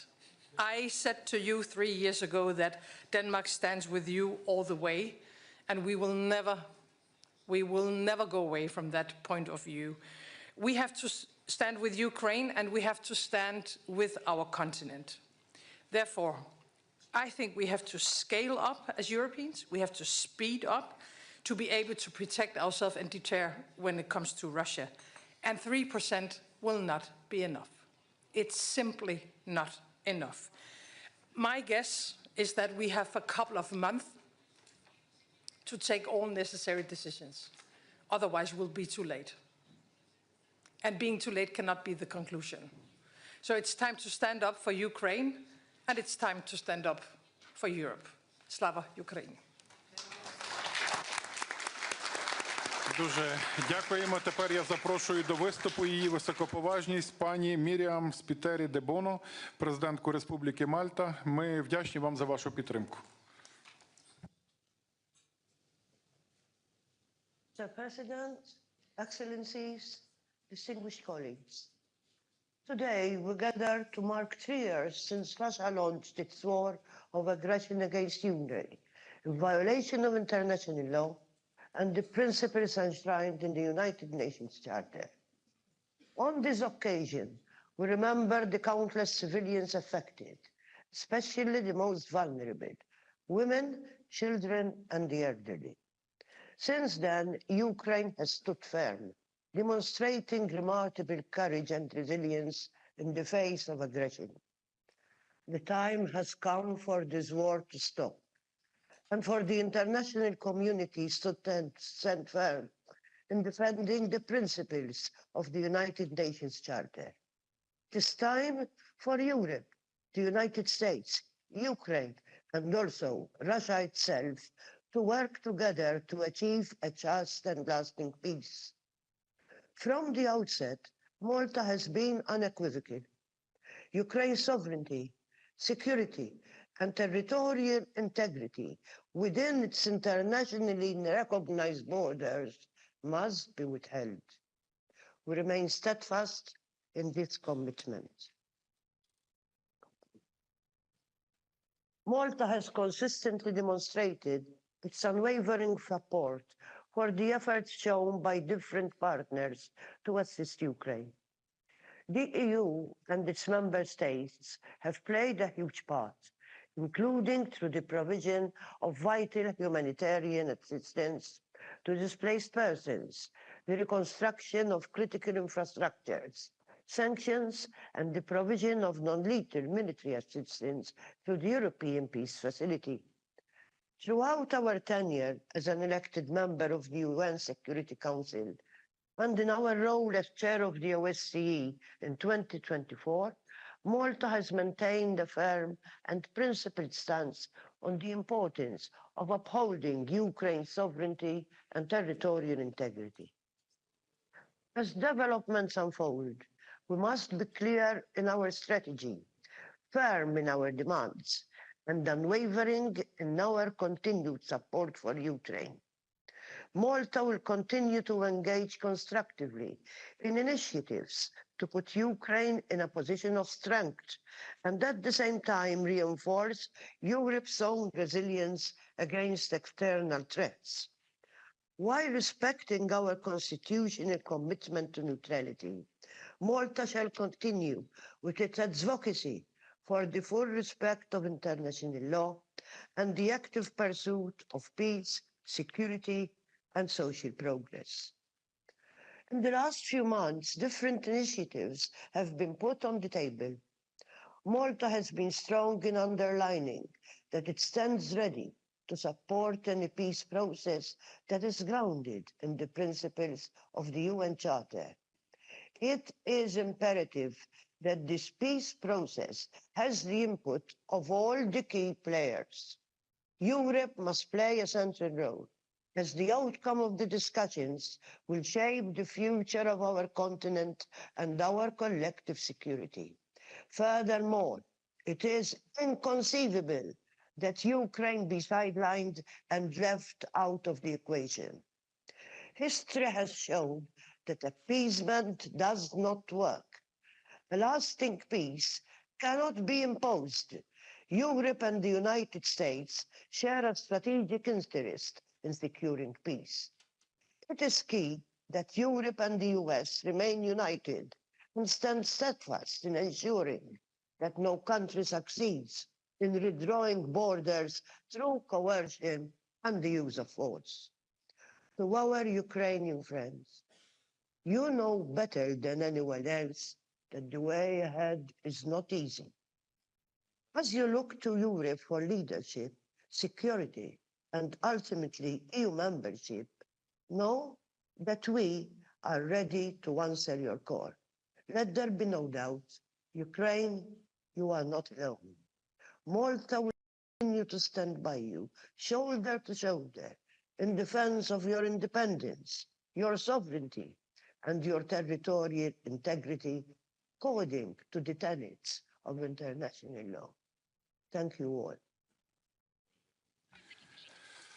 Дуже дякуємо. І маю честь надати слово його високоповажності пану Ульфу Крістерсону, прем'єр-міністру Королівства Швеція. Швеція є нашим надійним партнером, є нашим найближчим союзником. Прошу, пане прем'єр-міністр. Thank you so much, and dear Volodymyr, dear friends, we're all honored to be here in Kyiv on this very special day. What you Ukrainians have achieved in the last 3 years is actually astonishing. You have withstood an all-out attack by Europe's biggest army. You have taken huge strides towards membership in the European Union. Your institutions have continued to deliver for your citizens despite the war, and your economy keeps creating employment and growth, and not least innovation. All this despite Russia's daily attacks on your people, your energy supply, your infrastructure. Ukraine has truly become a symbol for resilience around the world. This is simply remarkable. Throughout these 3 devastating years, you have also had friends, not only here in Europe. Throughout the world, countries are demonstrating their opposition to Russia's aggression, its atrocities against your people, its attempts to destroy your economy, because they know that if Russia and Russia's crimes against Ukraine go unpunished, then the world will become dangerous for all of us. Throughout these 1,096 days, if I'm counting correctly, Ukraine has taken on an outsized part of the burden for Europe's security. This we need to acknowledge as we pay our deepest respect to all the people, civilians and military, that have been killed. As the US administration now takes initiatives, we may be entering a new and decisive phase. Europe and our partners now need to step up, as Mette said, our own efforts in support of Ukraine. European countries are taking on this task, and Sweden will assume our full share of it. First, we will further increase our military aid to Ukraine. Earlier this month, we announced our largest military support package so far, and today I can announce that we will allocate another 100 million euros for Ukraine's air defenses.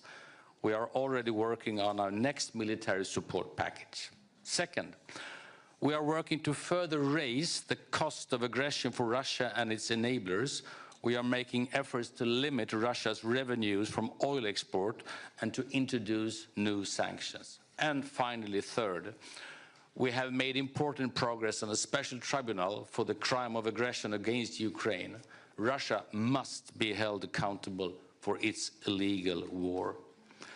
At this uncertain time, Sweden's task and the task of all your partners is to support Ukraine towards a just and lasting peace. Slava Ukraini. Thank you.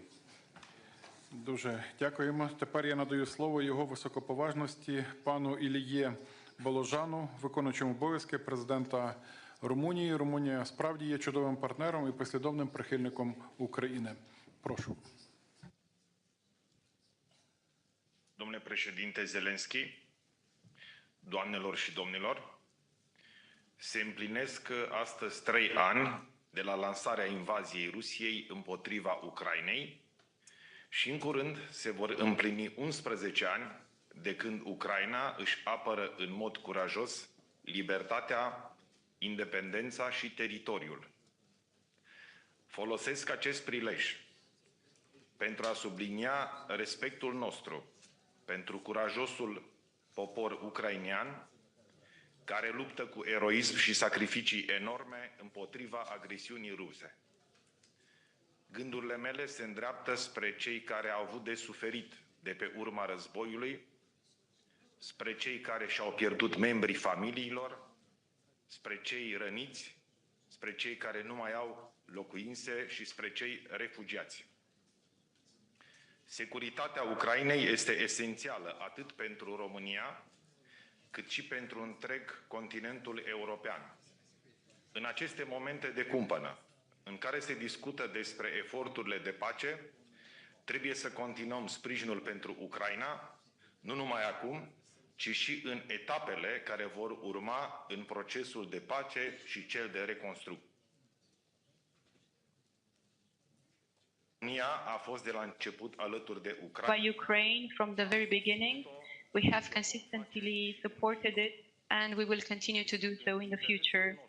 It is in our interests all to share this goal, which is also the goal of the US, to end this war, which has been lasting for too long and has destroyed too many lives.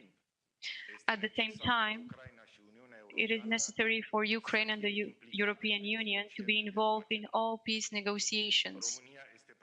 Romania stands ready to coordinate with all partners, European, American, and allies, to help find a way to a just and lasting peace. It is obvious that we must increase our investments in defense in order to strengthen our security, to have a plan and coordination for defense and deterrence.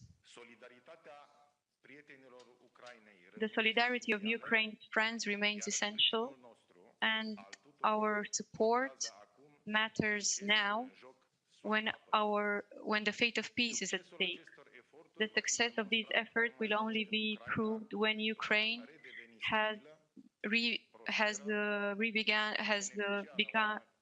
become stable and prosperous again and beneficiary of an arrangement of solid security guarantees.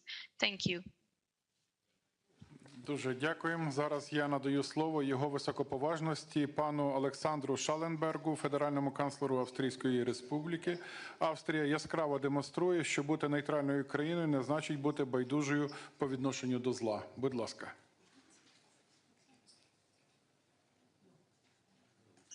Dear colleagues, dear Volodímir, dear Andrei, you're absolutely right. Being neutral doesn't prevent Austria to having a very clear stance on this issue. Today, we sadly mark 3 years since Russia launched an unprovoked, brutal and illegal war of aggression against Ukraine. For 3 years now, we have had to witness, day in, day out, how Russia brought about tremendous destruction, unspeakable suffering and immense despair to Ukraine and its brave people. Dear colleagues, the Ukrainian people have been defending with immense courage and sacrifice not only their own way of living and their aspirations for the future, but also, and I believe we all agree on that, our common values, our common principles, our common freedoms. And yes, we share a common responsibility for the security, for the freedom and prosperity of our European continent, including Ukraine. And we have to do this with self-confidence and calmness and firmness. It is clear this brutal war must stop. The earlier, the better. And like any war, it has to end at the negotiating table, with all parties concerned sitting at the table. But it must not end under any circumstances, and I don't believe it will, as an imposed peace. We want, I believe we all share the same view, a comprehensive, a just, a lasting peace based on international law. A peace that guarantees the interest of Ukraine and our own.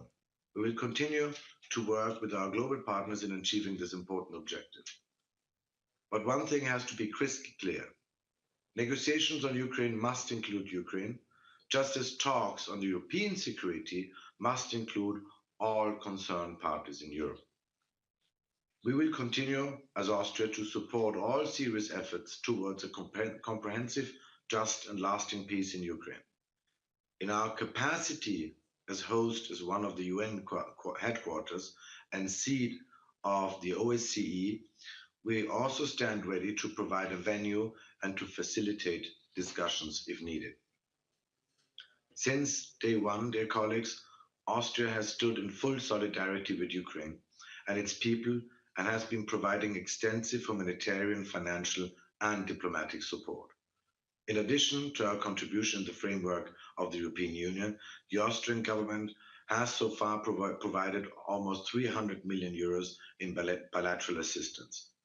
Furthermore, Austrian Länder, municipalities, businesses, and the civil society have also shown enormous support and generosity vis-à-vis the people of Ukraine. And I can assure you, we will continue to do so. Thank you very much. Дякую. Маю честь запросити до виступу його високоповажність пана Педро Санчеса, голову уряду Королівства Іспанії. Ми вдячні за вашу активну роль у підтримці України. Thank you, dear Volodímir, dear friends. Since the 24th of February of 2022, already 3 years ago, we have witnessed a systematic violation of the most basic principles of humanity here in Ukraine. The war crimes committed by Putin's regime cannot go unpunished. Spain condemns once again with the utmost resolve this merciless war started by Putin, an irrational and unjust war that has caused immense suffering, pain and despair to our Ukrainian brothers and sisters. The Spanish people admire the courage with which Ukrainians are defending freedom and democracy, an example of dignity and resistance against Putin's brutal aggression. At these critical times, let me highlight 3 messages. The first one is that Spain is committed to the full sovereignty of Ukraine. All Ukraine can decide its future. Spain welcomes all efforts to work towards peace, but peace must be fair, sustainable, and comprehensive. For peace to be just, Ukraine needs to sit at the negotiation table. For peace to be sustainable, Europe has to participate in it. For peace to be comprehensive, it cannot be a mere ceasefire. Second, we will continue supporting as long as it takes. We will not let you down when you need us the most.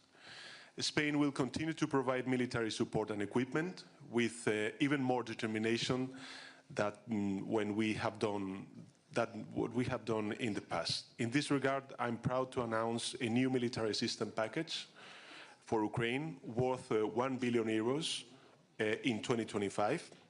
We will also work hand in hand with Ukraine in its reconstruction, creating the necessary structure to boost the process and encouraging Spanish companies to actively engage in plans and projects.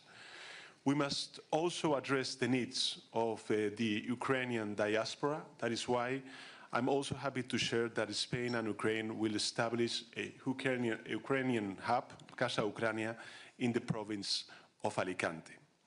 And third, we must ensure that Ukraine joins the European Union as soon as we can. Whatever happens in the coming months, Ukrainians' accession to the European Union is the most important victory for the Ukrainian people. Ukraine's hope is in Europe, but Europe's hope is also in Ukraine. You are giving us hope by defending the values and ideas of freedom for which many Europeans gave their lives in the past.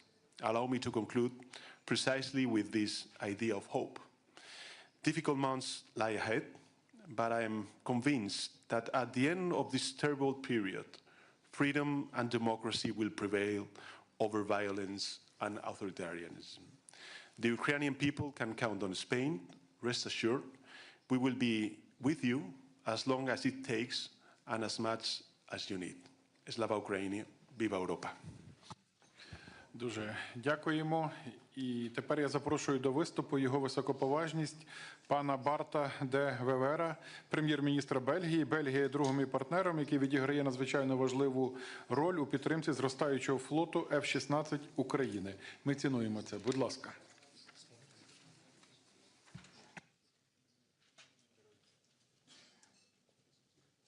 Dear President Zelensky, вітаю народ України. Я вжану ящик солдатів. Ladies and gentlemen, I want to start by saluting the bravery of Ukraine in resisting criminal Russian aggression since 3 years. We must see the Russian regime for what it is. Its total disregard for international law, its horrifying attacks against civilians, and its attempts to erase Ukrainian culture have made it perfectly clear that to ensure the protection of our countries and the European continent, we must not appease, but deter Russia. Support to Ukraine remains a key part of this endeavor. Recently, talk of negotiations towards a deal to settle the war has accelerated but also stunned the alliance of those who, from the start, have supported Ukraine in its defense against a ruthless Russian aggressor.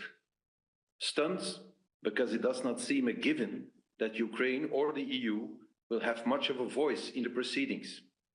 A peace agreement that does not take into consideration the valid interests and demands of the victims of aggression and their allies and neighbors has no chance to hold. Belgium cannot accept that decisions on the future of Ukraine and the security and stability of the European continent are taken without the participation of Ukraine and its European allies. Our priority now is to come to a coordinated European position to claim a seat at the table in view of a just, sustainable and comprehensive peace. As a founding member of the European Union, we will always work towards a united, strong, prosperous and above all, peaceful Europe. And Ukraine belongs within this Europe. Meanwhile, Ukraine will continue to be able to count on Belgian assistance as specified in the Belgian-Ukrainian bilateral security agreement that was signed last year.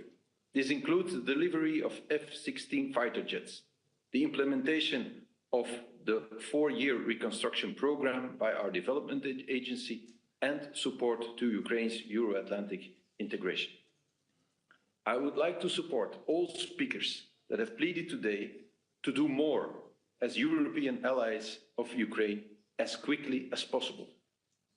Exactly 60 years ago, the great President Ronald Reagan spoke about peace through strength in his famous speech, A Time for Choosing.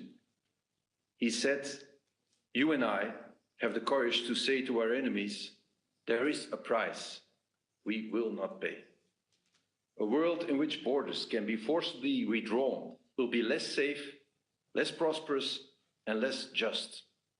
We've had ample opportunity to learn this valuable lesson in the past. Slava Ukraini. I thank you. Дуже дякую. Тепер я радий запросити його високоповажність пана Росена Желязкова, прем'єр-міністра Республіка Болгарія. Ми вдячні Болгарії за всю надану підтримку і допомогу. Будь ласка. Шановний президенте Зеленський, шановні українські колеги, dear colleagues, 3 years ago, Russia launched a war of aggression against Ukraine, a war which is a direct assault against the peace and stability in Europe and the world, against the UN Charter and the principles of international law. Today, as we mark this dreadful anniversary, we gather to reflect on the struggle of the Ukrainian people and also to reaffirm our collective commitment to peace, sovereignty, justice, and the primacy of international law. The Ukrainian people have been living in suffering and destruction for more than 1,000 days now. Critical civilian infrastructure, such as nuclear plants and dams, have been damaged by military actions in complete disregard of the potential consequences for the environment and the civilian population far beyond the front lines. Ukraine has bravely held its ground, but the human cost of the war has been staggering. Tens of thousands of civilians, including children, have been killed or wounded. Millions have been forced to flee their homes seeking safety and refuge in neighboring countries and beyond. Forceful displacement, illegal abduction and deportation, even of children, have been the terrible experience of thousands of innocent Ukrainians. Ladies and gentlemen, there must be no negotiations on peace in Ukraine without Ukraine and the European Union. Ukraine must be given credible and robust security guarantees which are indispensable to any comprehensive, just and lasting peace on our continent. In the meantime, while Russia's war still rages on, we must continue our comprehensive support to Ukraine. Peace through strength is the viable strategy to put Ukraine in the strongest possible position ahead of any peace talks. Dear friends, Bulgaria reiterates its support for Ukrainians' independence, sovereignty, and territorial integrity. From the very beginning of the war, Bulgaria has been providing military, financial, political, and humanitarian assistance to Ukraine as part of the international support efforts. We will continue to do so as long as we can and to do the best of our abilities. As a member of European Union and NATO, Bulgaria reaffirms its commitment to further supporting Ukraine. Ukraine's future lies within the European family and the transatlantic community. The Ukrainian people must be given an opportunity to rebuild a strong, resilient, and democratic Ukraine. Only through unity and resolve can we make sure that the sacrifices made over the past 3 years are not in vain and will lead to a brighter, more secure future for Ukraine and for all of Europe and the world. Slava Ukraini! Thank you. Дуже дякуємо. А зараз з великим задоволенням прошу взяти слово його високоповажність пана Кіра Стармера, прем'єр-міністра Сполученого Королівства Великої Британії та Північної Ірландії. Ваше лідерство абсолютно безпрецедентне. Прошу до слова.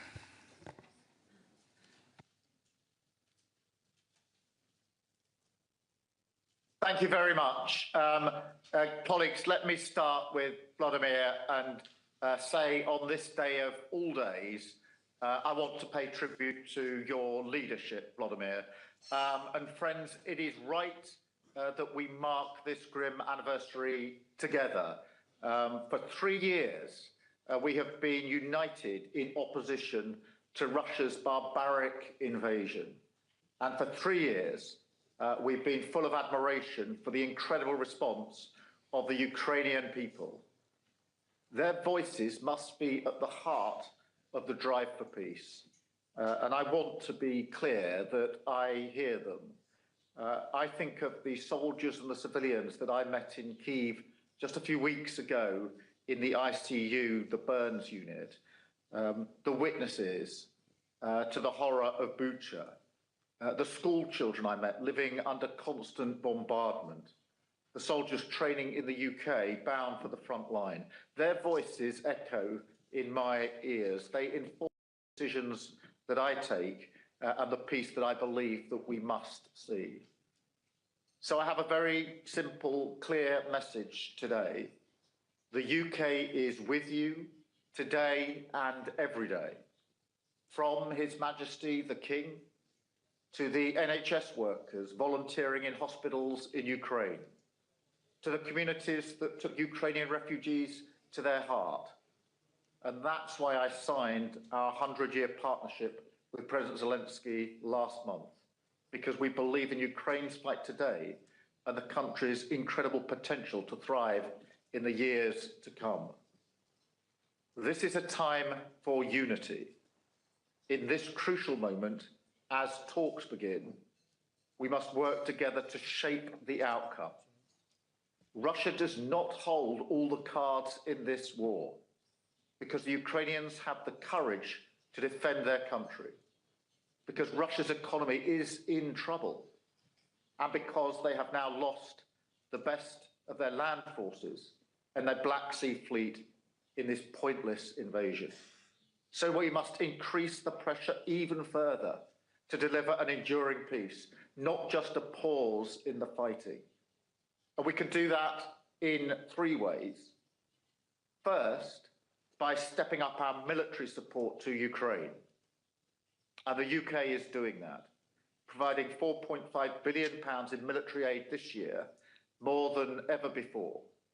We're doing more than ever to train Ukrainian troops, helping Ukraine to mobilize even further. And we're proud to have taken on the leadership of the Ukraine Defence Contact Group. Secondly, we must keep dialing up the economic pressure to get Putin to a point where he is ready not just to talk, but to make concessions. So today we're announcing the UK's largest packet of sanctions since the early days of the war, going after Russia's shadow fleet, and going after companies in China and elsewhere who are sending military components.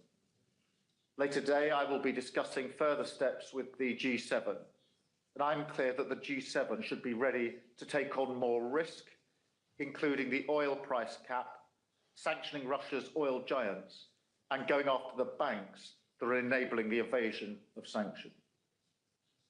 Third, we must bring our collective strength to the peace effort.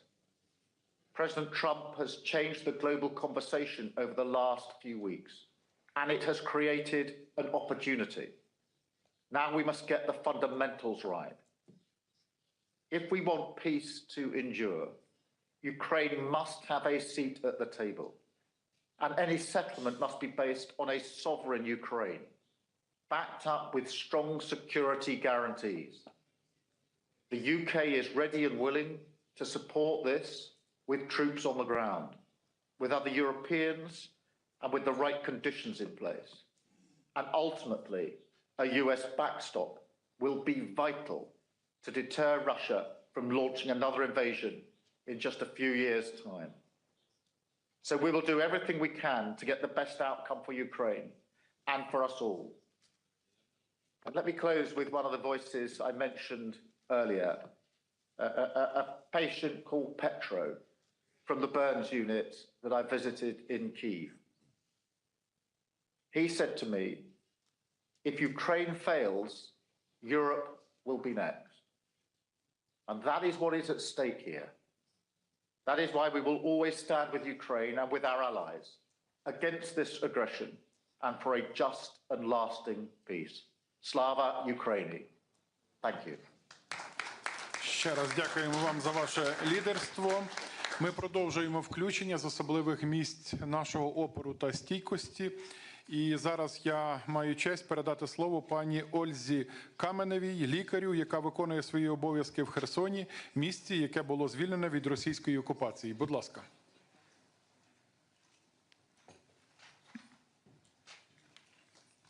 Your Excellency, Mr. President and international partners, Kherson is a city of heroes that fights for the independence of Ukraine. Every day, our city endures relentless attacks on civilian infrastructure. Yet, the people of Kherson continue to live and to fight. Today, we address you from the newly constructed underground maternity hospital, established through the initiative and support of the President Volodímir Zelenski. In this facility, under extraordinary challenging conditions, dedicated medical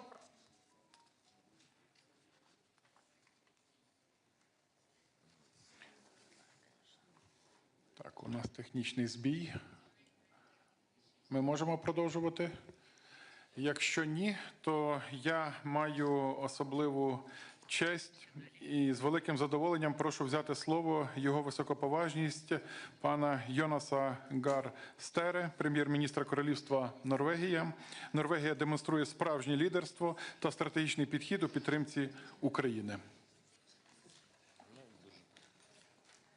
Thank you, Andrei, and thank you, Volodímir. Since I believe this emission is being streamed, and if I can say a few words to the people of Ukraine. You know, I was incredibly moved by this session at the Maidan this morning. I'm a father and I'm a grandfather, and I was wandering among those flags, and I was seeing the dates of those boys corresponding to the dates of my children. And, you know, the number of flags and the number of people, I'd just like to tell the people of Ukraine that it makes a deep impression on us on this third anniversary, but there are more than 1,000 days, and the days are counting. So this human dimension of this day really makes a strong impression on me. Colleagues have made good remarks, so I will second that we continue to show our strong support to the people of Ukraine, to the basic principles that there has to be a comprehensive, just, and sustainable peace. We all agree on that, and I will reiterate it simply by joining the voices of colleagues. As for Norway, today I will announce that we will contribute €1 billion for civilian and humanitarian support. And Mr. President, I take up on your request for energy support that you mentioned to me a few days ago. So there will be a 300 million euro package to gas supplies, according to the request you made, and also securing financial guarantees. In fact, it's 400 million euros, and also support for electricity reconstruction of grid and try to build back better and smarter. We also follow a bit in the path of what Denmark has done to open a direct investment channel into your industry. So we will also put 300 million euros and into a specific track here with your industry, where we may have complementarity between our industries, and also a special pledge for drones, which I think will be of great importance. And also, as some of my colleagues have mentioned, in the NB8, meaning Nordic 5, Baltic 3, we have agreed to take up on your suggestion to train, fund, and help equip a brigade. So I think, leaders have agreed that we will do that now. It's a flexible concept. It will of course comprise of courageous Ukrainian troops, but we will train, equip, and support them. And then I'd like to say that what then lies ahead, and I'll make 3 points. First, we need to scale up, as colleagues have said. This is not the moment to pause and wait and see. We have to scale up. So I say on behalf of Norway, we have pledged the 3.5 billion euros for 2025, approximately, but we are ready to scale that up, and I will engage with you in the coming days and weeks to see how we can do that in the best way, so it really corresponds most directly with your needs. Secondly, I'd like to second President Stubb on what he was saying about process, because I think this is absolutely key, that we make a real reflection on what this peace process means and how Europe can add substance and momentum to that one.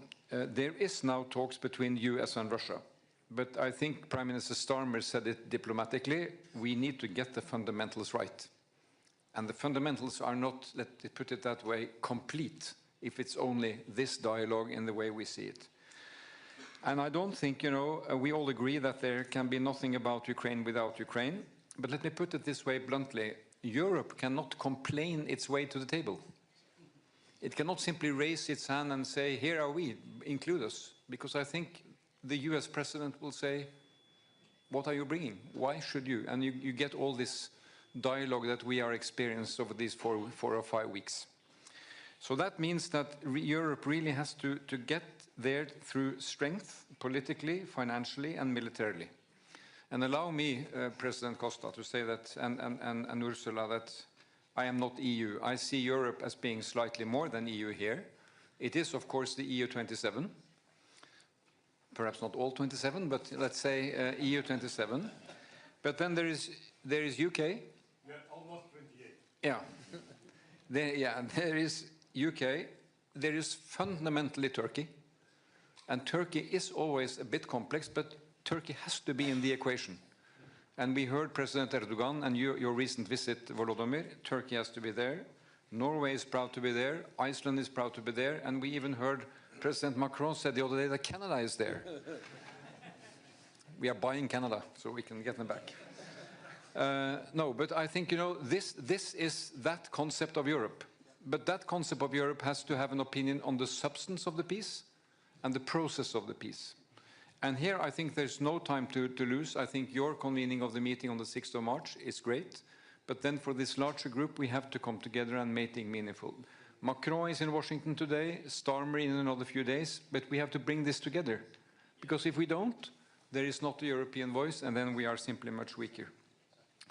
So my final point here is that for us to make a contribution to security guarantees, and we have to do that, the best and fundamental security guarantee is to bolster Ukraine, that Ukraine has strong capacity from its military capacity. Then there has to be a European security guarantee with a US backstop. And I think we should not give up on that, because it should really be in a fundamental US interest to see the value of this. Because now we hear that this is a European thing, but I think there's a good case to be made by this is linked together. So there's no time to lose, really. Finally, when we saw this from the clinic here, I read and met the other day Timothy Snyder in Oslo, and he has written extensively on Ukraine, and he's using this notion to define freedom. And he's saying the Ukrainians have invented a word which is called deoccupy. I never heard that before. We are being deoccupied. So the question was, is a village, is Bucha a free city? Do they enjoy freedom just because they are deoccupied? And the answer is no. You are still under war, you are still under attack. So defending Ukraine's freedom is not only about securing the occupation, it's securing sovereignty, independence, and territorial integrity. That is the package of freedom. Slava Ukraini. Дуже дякуємо вам, шановний пане прем'єр-міністре.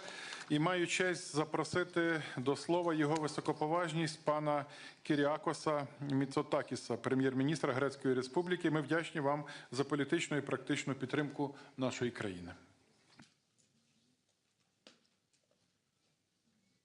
Thank you, dear Volodímir. Dear colleagues, today we mark the third anniversary of Russia's brutal and unprovoked invasion of Ukraine, a watershed moment that has shattered a long period of peace and stability in our continent. From the very beginning, Greece has steadfastly supported the sovereignty and territorial integrity of Ukraine. We have been unwavering in our calls for the respect of international law and the United Nations Charter. And Greece has faithfully stood by Ukraine, has provided vital military, but also energy assistance.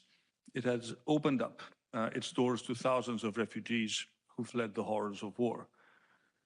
3 years since the invasion began, I think it is an important opportunity to remember that the human toll has been immense. There's been so much suffering, so much destruction, so many lives that have been disrupted, and it is imperative that we all work towards bringing this to an end. And your sacrifices and the sacrifices of your people, dear Volodymyr, cannot be in vain. And I think it is important to take a step back and recognize that your resilience and your courage, your personal courage, has been remarkable. Ukraine, Europe, I think the whole world yearns for a just and lasting peace settlement. Ukraine deserves a peace that is forged through strength, and a peace that will respect its independence, but primarily will ensure its security. At the same time, I think it has been a common thread of all our interventions. Only Ukraine can, should, and will decide on accepting or rejecting any peace formula. No one can make this decision for Kyiv. And it must be ensured that Kyiv is part of the process, and only Ukraine has the right to decide on its future. I think we have all agreed on two basic, simple principles: that a just peace cannot be confused with an unjust capitulation, nor can a temporary ceasefire be confused with a lasting peace. And we need a peace settlement with very clear security guarantees, which will act as deterrence and prevention in the future, guarantees that will be robust, that will be effective, so that any future aggression is deterred and peace is preserved. The stakes have never been higher, in particular for our European security, and we are willing to work together with the European, with our American, with our international partners towards facilitating the attainment of a lasting peace. But we in Europe also need to step up our commitment to our own collective European defense. Greece has been spending more than 3% of our GDP on defense, and the time has come for others to do the same. And after 3 years of war that have brought destruction on an unimaginable scale, we need to support this goal. We need to act with greater resolve. We must not only bring an end to the current conflict, but make sure that we forge a model for preventing such calamities in the future. The road ahead is not going to be easy.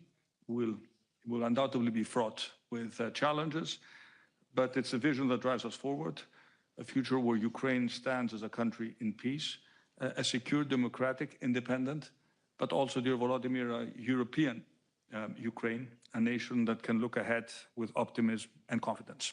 Thank you. Дуже дякуємо. І тепер я надаю слово його високоповажності пану Міхалу Мартіну, Тішеху Ірландії. Ми вдячні вам за вашу підтримку і допомогу. Прошу. Thank you, and I want to thank you, Volodímir, for convening us today. And I want to pay a personal tribute to you for your courage and your dignity throughout this war. I can recall 3 years ago at the EU Council meeting when you spoke to us on the eve of the illegal and brutal invasion of Ukraine by Russia. And we were struck by your courage then. You took a decision personally to stand your ground and to lead the resistance of the people of Ukraine. And so did the people of Ukraine, who have earned the admiration of people all over the world for their extraordinary courage and their resilience in the face of incredible odds.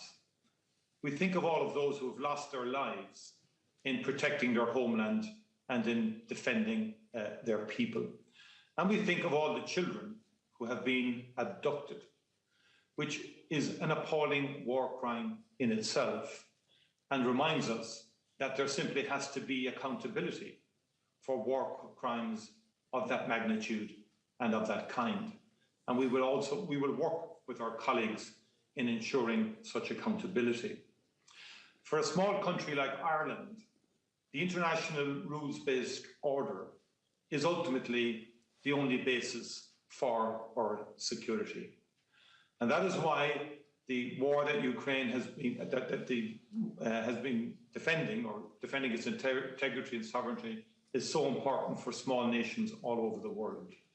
You are protecting and fighting to uphold the principles of the United Nations Charter and in terms of sovereignty and integrity, but also in terms of the rules-based order.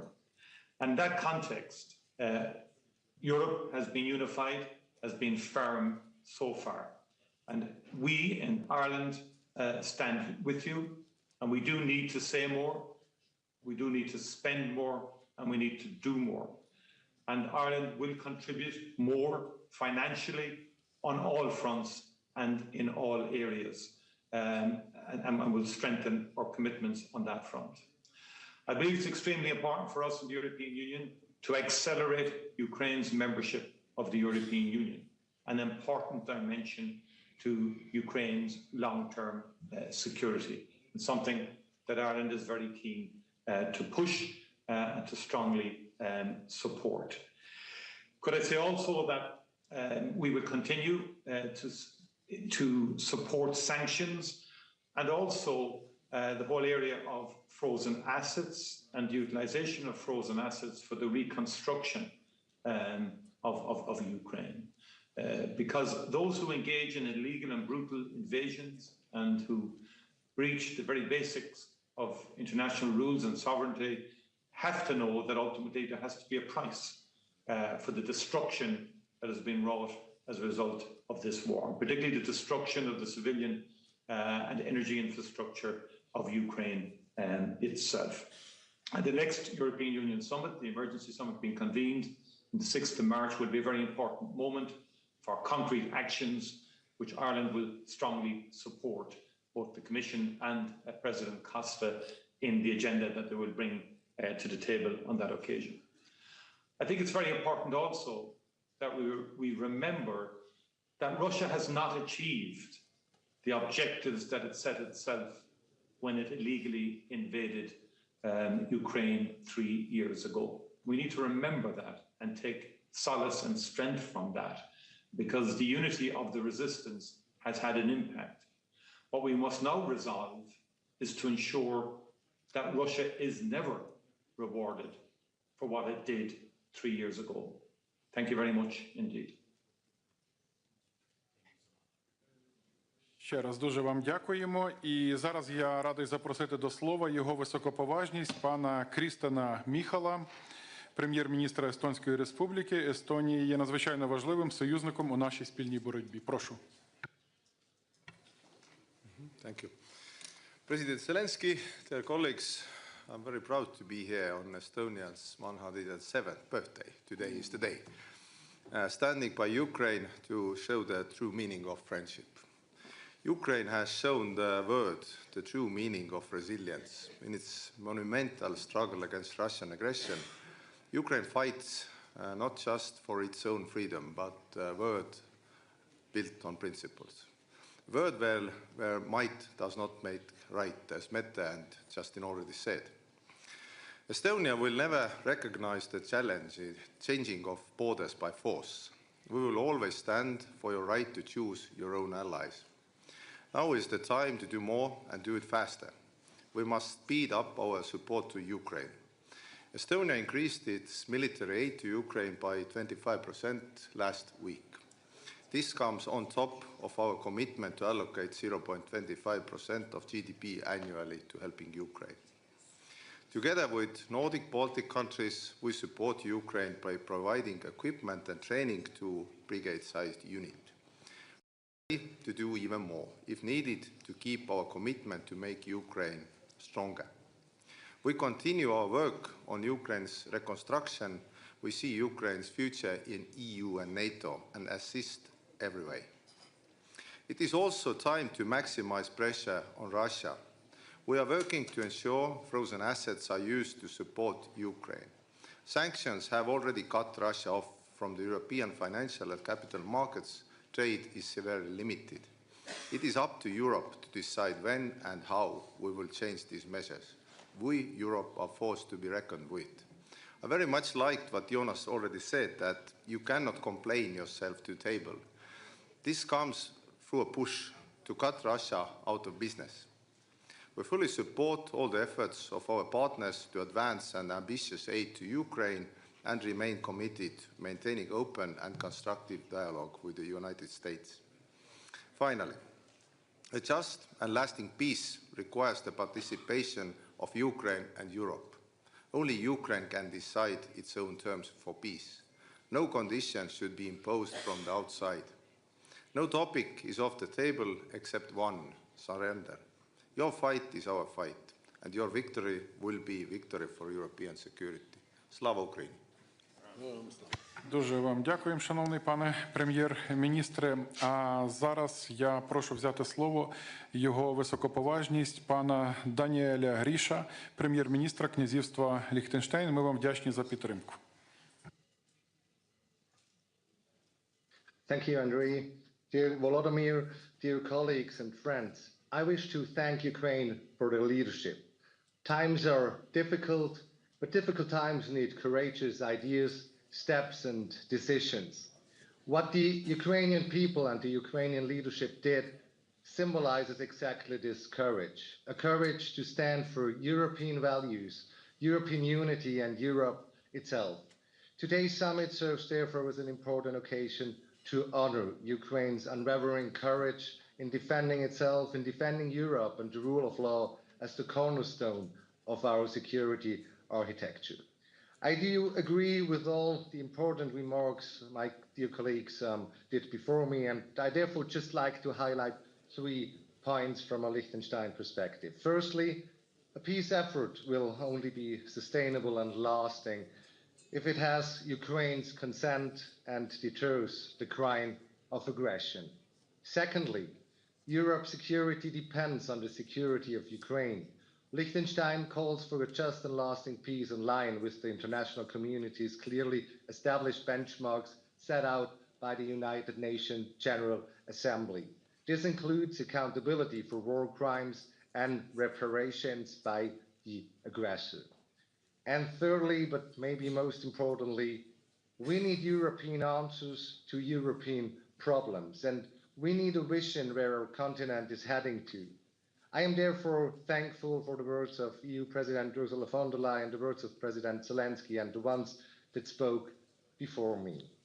As most of you know, Liechtenstein reached out in the last month to receive your vision and the thoughts about Europe in these challenging times, and especially against the background of Russia's war in Ukraine. These days, all of you will receive a copy of the Book of Europe you can see behind me with the subtitle First-Hand Visions of the Future of Europe, which will be released this very Thursday at the Council of Europe in Strasbourg.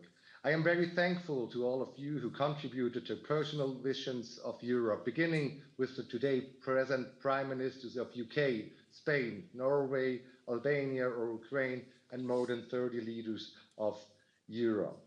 I am also thankful to the Liechtenstein Parliament for their courage and vision to dedicate an additional budget line to finance the reconstruction of Ukraine. With its decision, our Parliament made it very clear that a rebuilt Ukraine must be part of the vision of Europe. We all know that every cloud has a silver lining, and for me, that silver lining of the current situation is that we in Europe stand together to continue to work on a good, strong, and united Europe. A Europe where, like in a team, every member contributes and adds value based on its capabilities and strengths. Slava Ukraini, Slava Європі. Слава, дуже вам дякуємо. І тепер я запрошую до виступу його високоповажність пана Люка Фрідена, прем'єр-міністра Люксембургу. Цінуємо вашу допомогу. Прошу.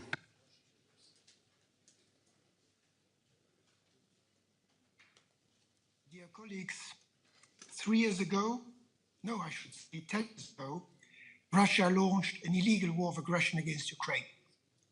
But all those years, Ukraine's resilience remains unshaken. On this occasion, I would therefore like to pay a tribute to the thousands of brave Ukrainians that have made the ultimate sacrifice, and to the courage of the millions of Ukrainians that continue to endure unimaginable suffering, fear, and to defend our freedom. This is a war, and now is a time when fundamental principles of the world order are tested. And I would therefore like today at this gathering to highlight 3 points. First, when international law is trampled on, when the principles enshrined in the UN Charter are violated, the price we all end up having to pay is high, especially for smaller nations. As Miriam from Ireland also stressed a few moments ago. Ukraine's fight is therefore our fight. Because if we allow aggression to succeed, it will happen again. It is up to us to ensure that we preserve a world, yes, way of life for the generations to come, in which international law is respected, upheld by force. Second, Ukraine's future is tied to ours, and European security depends on all of us standing together, firmer and more united than ever. This means strengthening our Europe and our collective support, militarily, financially, and politically, to ensure Ukraine not endures, but prevails. It also means that we continue to support Ukraine to achieve peace through strength, a just and lasting peace, a peace negotiated by Ukraine, by Europe, for Europe. Third, the cost of standing with Ukraine is real. The cost of inaction is far greater. If we let aggression win, we undermine the very foundations of European peace and stability. My country, Luxembourg, will not be a bystander. We will continue to support Ukraine, not just because it is the right thing to do, but because it is vital for our own future. As Europeans, it is our duty to match Ukraine's courage with unwavering solidarity, because it is not just about one country's survival. It is about the future of Europe itself. And therefore, I also welcome António Costa's invitation for an extraordinary European Council in the next week. In January 2005, I stood in Kyiv at the end of the Orange Revolution on behalf of the then Luxembourg presidency of the European Union. And I said, Ukraine has a strategic importance for the European Union. That was true at the time, and it is even more true today. Dear Mr. President, dear Volodymyr, you can count on Luxembourg's unwavering support to you, your country, and your people. Thank you. Дуже вам дякуємо. Ми знову переносимося в особливі місця, і зараз ми підключатимемося з керівництвом Запорізького регіону, який щодня потерпає від російського терору, від щоденних обстрілів. Будь ласка. Dear Mr. President, dear diplomats and representatives of our partner countries, right now we are speaking to you from underground school, located 7 meters deep. This is because the fighting is taken just 40 kilometers away, and enemy missiles can reach Zaporizhia in under 1 minute. That is why 60,000 of our children have to study underground. Right now, behind me, the children are holding photos of destructions of enemy bringings to our region every day. Every day, our enemies fires missiles, building bombs, and Shahed drones cross the region. As a result, over 17,000 buildings were damaged. As an example, during the last day, the enemy attacked the Zaporizhia region more than 400 times. Despite all this, we stay strong. At the same time, here in Zaporizhia region, thanks for support of Ukrainian people, President Volodímir Zelenski and our international partners, our region continue to support life of hundreds of thousands of people. We are keeping schools, kindergarten, hospitals, and other critical infrastructure operationally and much more. For over 1 million people who left the occupation, Zaporizhia has become a logistic hub, and over 200,000 IDPs stay here. All these people are dependent on your support, dear international partners. We can only stand up to the aggressor with uniting of efforts. We thank everyone who stands by our people in this challenging time. Our region continue to unbreak important work to the front line. Together, we will win.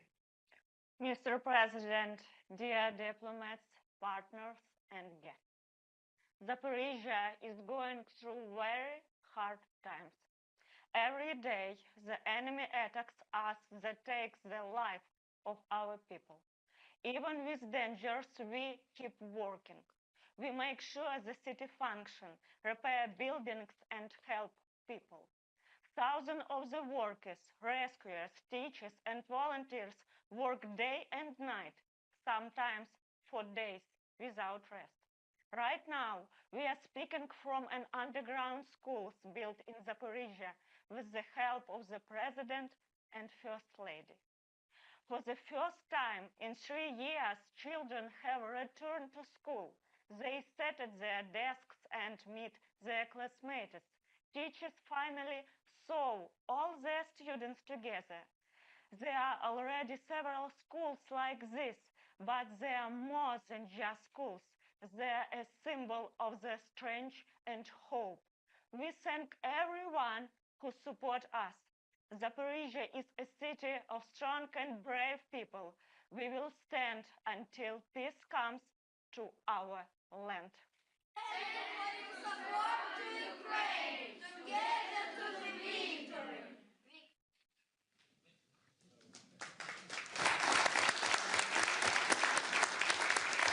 Дуже дякуємо вам за стійкість. А тепер я радий надати слово її високоповажності пані Кріструн Фростадоттір, прем'єр-міністру Ісландії. Дякую за вашу активну підтримку України. Thank you. Wow, it's so humbling to follow that. I have 2 young daughters, a 6-year-old who's starting school this fall. It's amazing to see what's going on here. I want to thank President Zelensky for hosting us here in Kyiv. This is my first visit here, and I'm very honored to be here in a group of people, our colleagues, who are among your most reliable and strongest partners. My presence here today is to underline Iceland's steadfast solidarity with the Ukrainian people and our resolute commitment to the territorial integrity and the sovereignty of Ukraine. February 24th is a dark day in European history. 3 years ago, peace in Europe was shattered. All the norms and principles that have underpinned the rules-based international order since the Second World War were blatantly violated by Russia. Putin's intention was to destroy Ukraine. Instead, for 3 years, the people of Ukraine have stood strong, proud and unwavering against a brutal aggressor that has launched the gravest assault on global peace and security for 80 years. You have stood up for freedom, for democracy, and the rule of law. You have fought for values that a small democracy like mine bases its existence on. Because without respect for international law, without respect for the rules-based order, the security of countries like mine could easily be jeopardized. Zelensky, we recognize this. We recognize why you fight. You are fighting for the whole of Europe, but your brave fight for these fundamental values has come at a devastating cost. I express my deep condolences for all the Ukrainian lives that have been lost in Russia's senseless war. A few remarks on the situation as it stands right now. Firstly, this may sound obvious, but today the facts need to be stated. Russia invaded Ukraine. Russia is the aggressor. Ukrainians are defending their homeland and their freedom under the leadership of a democratically elected president and a democratically elected parliament. Secondly, Ukraine is a line of defense for our collective European security, and Iceland understands that. A strong Ukraine is a precondition for a just and lasting peace. Ukraine needs more support, and it must be immediate. Iceland has increased its assistance compared to last year, but we will do more. And I can announce today that my government has decided to more than double our defense-related support to the Ukraine this year to fulfill our commitments. We may be a small country, and our support in absolute terms will echo that. But we must do our share and are unwavering in our support for Ukraine. We stand with our Nordic-Baltic allies as well as Europe and support measures going forward, and we will be implementing the 16th sanctions package without delay after it has become effective within the EU. Thirdly, we must project unity among like-minded countries. Europe needs to take the lead in support of Ukraine. On negotiations, there must be nothing about Ukraine without Ukraine, and Europe must have a seat at the table too. Lasting peace will not be achieved without security guarantees, and a credible arrangement that is part of a comprehensive peace agreement depends on collective European commitments. We will be willing to contribute to this effort in a way that is fitting. Lastly, Ukraine belongs in the Euro-Atlantic family of free nations. I hope that the EU accession process will be accelerated. NATO membership should remain on the table, and Iceland is fully committed to the language that was agreed upon at the NATO summit in Washington. Iceland supports you. Slava Ukraini. Дуже дякуємо вам. Тепер я радий запросити його високоповажність пана Мілойка Спаїча, прем'єр-міністра Чорногорії. Цінуємо вашу підтримку. Dear President Zelensky, dear colleagues, it is both an honor and a privilege to address you today at this pivotal summit, which marks the 3rd anniversary of the full-scale Russian invasion of Ukraine. This is an important moment for us to reaffirm our unity in support of Ukraine's sovereignty, territorial integrity, and freedom. This aggression has escalated into the most profound security and humanitarian crisis Europe has faced in decades. For the last 3 years, we have witnessed the horrors of war and daily attacks on Ukrainians, their homes, and their lives. Yet, they are still struggling for their homeland. But this is not only a fight for Ukraine. This is a fight for freedom, justice, and peace across the globe, aimed at preserving a world where dialogue, not war, resolves disputes. We in the Western Balkans have felt the destabilizing effect of this conflict too. For years, Russia has waged hybrid economic and information warfare aimed at undermining the security of the region. Montenegro condemns Russian ongoing invasion. We stand firm in our support for Ukraine's territorial integrity and sovereignty within its internationally recognized borders. Therefore, since the onset of the war, Montenegro has provided substantial support to Ukraine, including military aid and financial assistance. Montenegro has been the first country outside of the EU which has opened its doors to those fleeing the horrors of war. By providing temporary protection, safe shelter, healthcare, and education for thousands of people from Ukraine, we have demonstrated our shared humanity and shown that the compassion is the truest form of the strength. As a steadfast ally within NATO and the most advanced candidate country in the negotiation process with the EU, Montenegro supports Ukraine's aspirations to join these organizations. We diligently work on necessary reforms and support each other in fulfilling memberships. Moreover, our two countries are currently negotiating an agreement on security cooperation and long-term support. This agreement will strengthen our defense and security ties, focusing on military assistance, defense industry collaboration, intelligence sharing, and countering cyber and hybrid threats. In addition to that, in close cooperation with our EU and NATO partners, Montenegro has fully aligned with sanctions against Russian Federation, targeting critical sectors including finance, energy, transport, and technology. Ladies and gentlemen, Montenegro knows very well the price of peace, the importance of independence, and the sacrifice it demands. Our history has taught us that freedom is a gift earned through resilience, unity, and unwavering resolve. It is in this spirit that we stand by Ukraine in its fight for the principles that bind us all: democracy, economic security, human rights, rule of law, liberty, dignity, and patriotism. While Montenegro strongly supports the beginning of diplomatic efforts to resolve the conflict, it is essential that any peace be fair, just, and uphold Ukraine's sovereignty and right to chart its own path and orientation for the future. Thank you very much. Slava Ukraini. Дуже вам дякуємо. І я радий запросити до слова його високоповажність пана Роберта Голоба, прем'єр-міністра Республіки Словенія. Цінуємо вашу допомогу.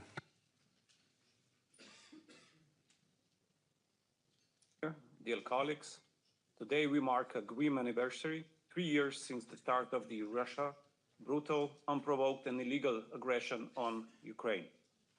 3 years of gross violations of international law. Russia has ruthlessly trampled all principles and norms that the international community together agreed to guide us in our relations. Today, even more than usual, my thoughts are with the families, friends, and close ones of all the Ukrainian victims, with all the Ukrainian people. We have said it so many times, and we will continue saying it with the same vigor. Slovenia stands in solidarity with the Ukrainian people as they defend their homeland. And they are not fighting only for their country, but for our common values: freedom, democracy, and human dignity. Slovenia is a staunch supporter of the international law. We all want end of the aggression, but it matters greatly how the peace process ends. The result of the peace talks will determine the future of the European security, and this cannot be decided without Ukraine and Europe. We need a lasting solution and a just peace, based on the UN Charter. We remain a strong supporter of Ukraine on its European path. Decision about the Ukrainian NATO membership is, as agreed at the NATO summit in Washington, irreversible. It must remain at the negotiating table. Slovenia, especially in its capacity as a member of United Nations Security Council, will continue sparing no effort in being active on the diplomatic front in helping Ukraine achieve just and lasting peace with sufficient security guarantees. Many important things have been said today, and I'm glad we gathered in such a big number and showed such strong and unwavering support for Ukraine. Let me just fully support the Finnish President Alex Tapp elements of the process he laid out earlier. We should work along those lines he presented with unity and due diligence. Thank you for your attention, and Slava Ukraini. Дуже вам дякуємо. Зараз маю честь надати слово Руслану Стефанчуку, голові Верховної Ради України. Прошу вас, пане голово. Thank you. Dear colleagues, I'd ask you to give the headphones, I'll speak in Ukrainian. Вельмишановний пане президенте, шановний пане прем'єр-міністре, шановні панове президенти, прем'єр-міністри, шановні колеги, високоповажні пані і панове. Насамперед, для мене є великою честю сьогодні звернутися до вас тут, у такому потужному зібранні. Я тільки що повернувся із засідання Верховної Ради України, засідання українського парламенту. І ви знаєте, як і 3 роки тому був наповнений зал, як і 3 роки тому ми почали з небезпеки у вигляді повітряної тривоги, і як і 3 роки тому ми готові робити все заради української перемоги. Але я себе зловив на одній думці, що одного не було того, з'явилося одне те, перепрошую, чого не було 3 роки тому. Це потужна підтримка наших партнерів. І безпеперечно вона прийшла дуже швидко і ніколи після цього нас не полишала. І користуючись цією нагодою, я хочу передати вам великі слова щирої вдячності від імені українського парламенту за послідовну підтримку і допомогу, які усі ці 3 роки так невтомно ви надаєте Україні і українському народові. А ще я хочу подякувати парламентам ваших країн. Я пишаюся тим, що спільно нам усім вдалося консолідувати міжнародне парламентське товариство. Ми змогли зберегти єдність міжнародної демократичної парламентської спільноти. І ми хочемо зберегти нашу трансатлантичну єдність, яка є важливою запорукою демократичної єдності. Дорогі друзі, зарубіжні парламенти у своїй синергії з главами держав і урядами приймали і продовжують приймати важливі рішення задля посилення України і стримування держави-терориста. Дозвольте повідомити вам, що потужний голос парламентаризму світ почує і в день 3-х роковин російської агресії, оскільки понад 20 спікерів і президентка Європейського парламенту виступили спільно із заявою на підтримку України, і її текст ми невдовзі оприлюднимо. Це називається парламентська відповідальність, солідарність і єдність, які нам треба ретельно оберігати. Шановні друзі, ми і надалі зробимо все для того, аби питання військової, фінансової, енергетичної, гуманітарної, політичної підтримки Україні залишалося у фокусі уваги парламентських кіл демократичних країн світу. Адже боремось ми за свою землю, і наша боротьба є істиною. Адже саме ми є жертвою злочинної агресії. І саме ми прагнемо завершення цієї розв'язаної проти нас війни та досягнення справедливого і тривалого миру. Завдяки лідерству президента України Володимира Зеленського раз і назавжди стала на шлях до інтеграції до Європейського Союзу і Україна. Сьогодні ми країна-кандидат на вступ, яка от-от відкриє переговорні кластери. І ми виконуємо своє домашнє завдання і гідно пройдемо цей складний, але єдино можливий шлях. Але водночас ми дуже просимо вас продовжувати підставляти нам своє плече, допомогти вирватися з імперіалістичного російського гніту і впливу. Як народу і країні, які поділяють ваші цінності і хочуть бути частиною європейської цивілізації, ми хочемо повернутися до нашого європейського дому. Суть і поведінка Росії вимагають вирішення питання гарантій безпеки України. І маю підстави стверджувати, що найдієвішою з них прогресивне міжнародне парламентське середовище, як і український парламент, вважає членство у Північно-Атлантичному альянсі. Захищена і сильна Україна не лише зможе протистояти будь-якій агресії, але й продовжувати робити унікальний внесок у зміцнення архітектури європейської безпеки. Пані і панове, сьогодні 3-ті роковини війни. Сьогодні чи не найвідповідальніший момент подальшого розвитку подій. І сьогодні ви, як справжні друзі і партнери, приїхали до Києва або звернулися з відеопосланнями. Бо всі ми добре усвідомлюємо, що нас зібрала не лише дата.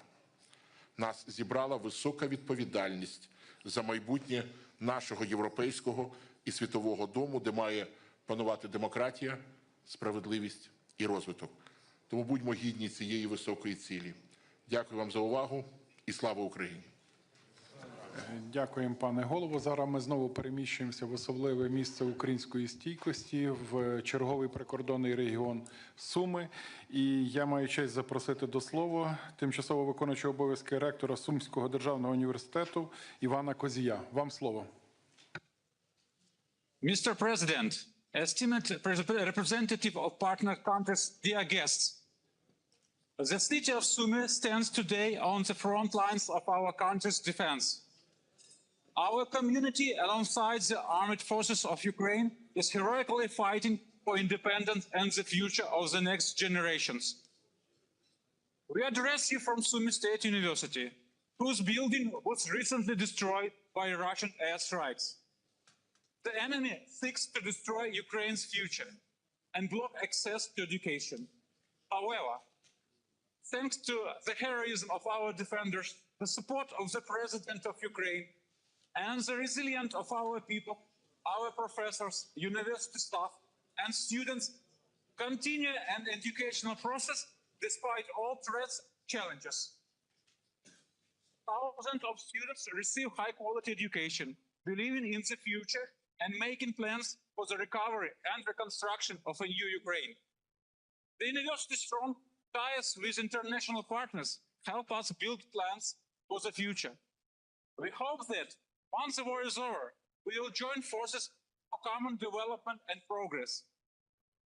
I thank the international community for its support. We thank our defenders for their heroism. We thank the President for his attention to Sumy region and the education of Ukrainians. Together, we will win.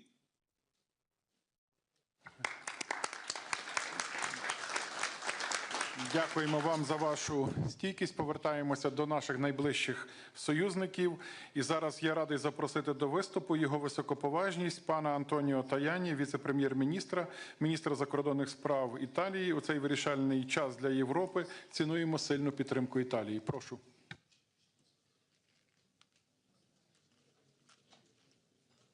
Dear President Zelensky, 3 years already passed from the beginning of the war launched by Russia to invade Ukraine, 3 years of resistance of the Ukrainian people on battlefields and in the cities. The Ukrainian people show the courage on the front line, but also in their everyday life. Today, we join you in paying tribute to them. In all this time, the Italian government has been at your side in the effort for a just peace. This cannot be a surrender of Ukraine. Italy is working with its friends and partners for peace. Peace is our goal.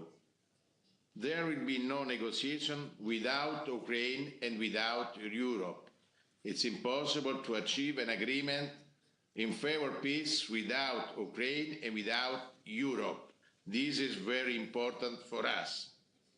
Peace must come with strong security guarantees for Ukraine.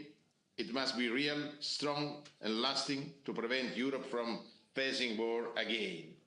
We look forward to discussing together the future of Ukraine, its reconstruction, cultural exchange, trade. We want tourists to visit Ukrainian cities, Ukrainian students to visit Italy and our universities to work together. Italy is in the first line on the reconstruction, with a special focus on energy sector, crucial for families, especially in the winter. We are working hard together for organizing an international conference on reconstruction that will host in Rome on the 10 and 11 July. And we want to organize a big success for Ukraine. For 3 difficult years, Italy stood with Ukraine, and it will continue to do so. For a future of peace, growth, prosperity, and most importantly, freedom. Slava Ukraini! Дуже дякуємо вам. І зараз я маю честь запросити до виступу пана Дениса Шмигаля, прем'єр-міністра України. Прошу вас, пане прем'єр-міністре. Дякую. Distinguished leaders of Europe and the world, Excellencies, Mr. President, dear colleagues, partners, first of all, let me express the highest appreciation and gratitude to all of you, to your countries, to your nations, for your unwavering support during these 3 years, from the very beginning till today, till our victory, till our mutual victory, I would say. Today we stand at the epicenter of historic events, events that will define the future of our countries, our people, and the values we cherish. For 3 years, Russia has waged a brutal full-scale war against our country. Its goal is not only to destroy Ukraine, but also to dismantle Europe and the global order itself. They intend to destroy the Europe that gave birth to democracy, the Europe where human dignity and human rights are paramount. For years now, Russia has been waging a hybrid war against European nations, and this reality can no longer be ignored.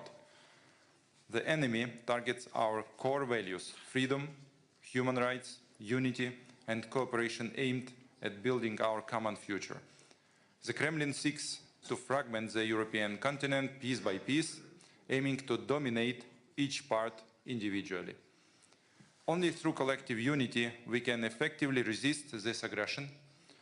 Right now, no country in the world has more frontline experience effectively confronting Russia than Ukraine.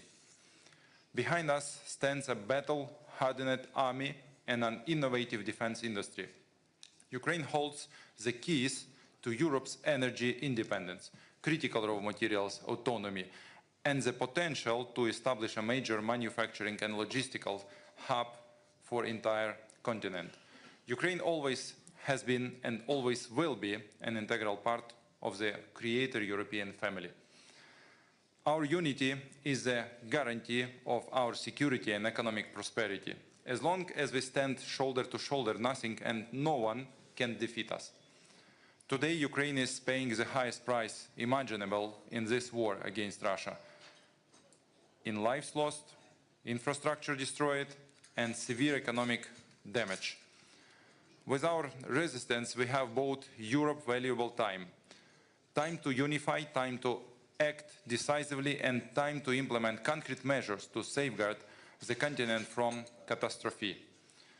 We cannot afford to waste this opportunity.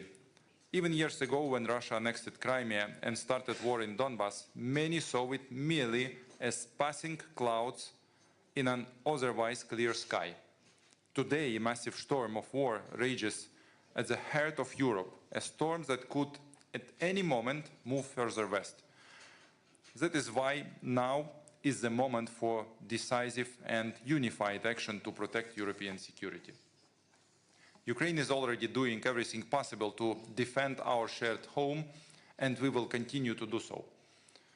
We trust that Europe and the entire international community will respond with courage to this defining moment through decisive actions, visionary leadership, and unwavering solidarity. It's time for a strong, united Europe, a Europe in which a strong Ukraine takes its rightful place. Thank you for your support. Thank you for your participation in today's forum. Slava Ukraini! Thank you. Дякую вам, шановний пане прем'єр-міністре. Тепер я запрошую до виступу його високоповажність пана Петера Кмеца, віце-прем'єр-міністра із відновлення, стійкості та використання єврофондів Словаччини. Цінуємо надану вашою країною допомогу. Прошу. Thank you very much, dear President Zelensky, Your Excellencies, ladies and gentlemen. Thank you for the opportunity to address this assembly. In recent years, Europe has witnessed a total war that was not experienced in many decades. 3 years of Russia's invasion of Ukraine, 3 years of hostilities, huge number of human casualties, extreme destruction of the Ukrainian economy and infrastructure. Moreover, past weeks has also shown a shift in the United States' approach to foreign policy. This shift has prompted a necessary re-evaluation of our collective security framework that has been broadly discussed also at this forum. The new US administration has undertaken steps to start the process that might lead to peace talks. However, Ukraine and the EU must be at the table. It's the quality of the outcome that will determine European and Ukrainian security and stability in the longer term.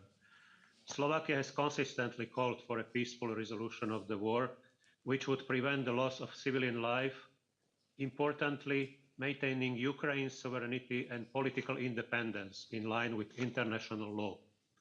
Against this backdrop, we support every effort leading to a comprehensive, just and lasting peace.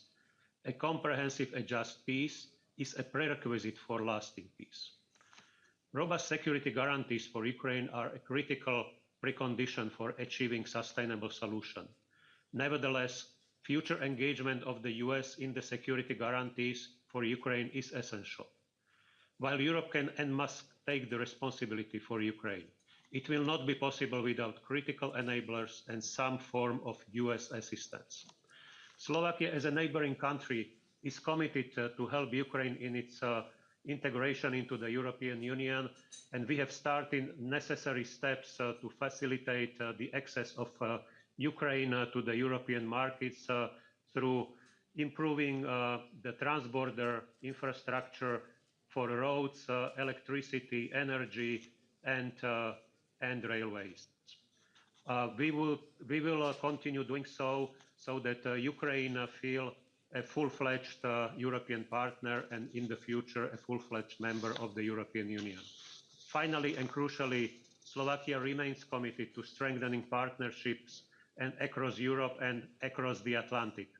Despite current shifts, we must coordinate with the US and European allies to ensure that Ukraine receives the security it seeks and indeed deserves in the face of ongoing challenges.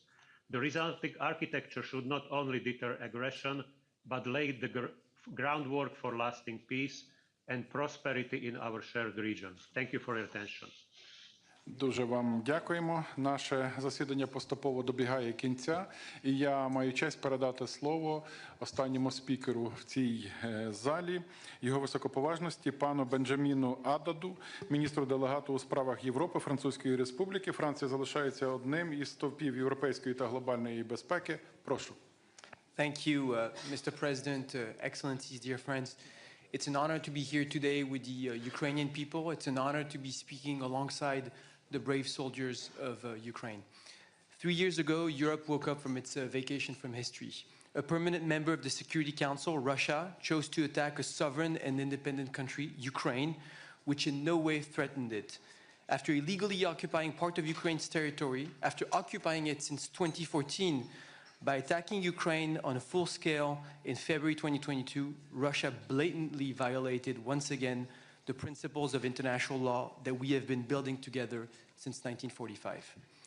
Since February 24th, 2022, the whole world has witnessed the courage and the resistance of the Ukrainian people.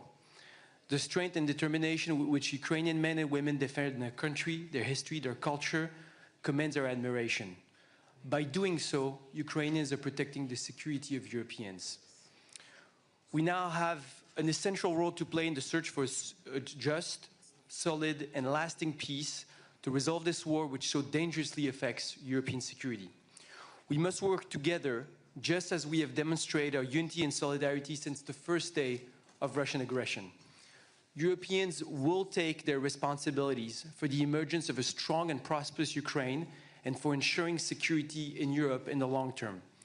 France will continue to do so as it has demonstrated over the last few weeks in close coordination with our main partners. The coming weeks will be crucial for the future of Ukraine and the European continent. While Russia shows no openness to concessions, we fully support the peaceful strength approach. To that end, now more than ever, it's crucial that we continue to support Ukraine. This, of course, includes strengthened military aid. And in this regard, France continues to play its full part, having recently sent Ukraine Mirage 2005 aircraft and completed the training and equipping of a full brigade of the Anne of Kyiv brigade. To meet Ukraine's military, economic, financial, and humanitarian needs, and to support Ukrainian refugees on their territory, the European Union and its member states have spent together more than 135 billion euros, more than any other partner.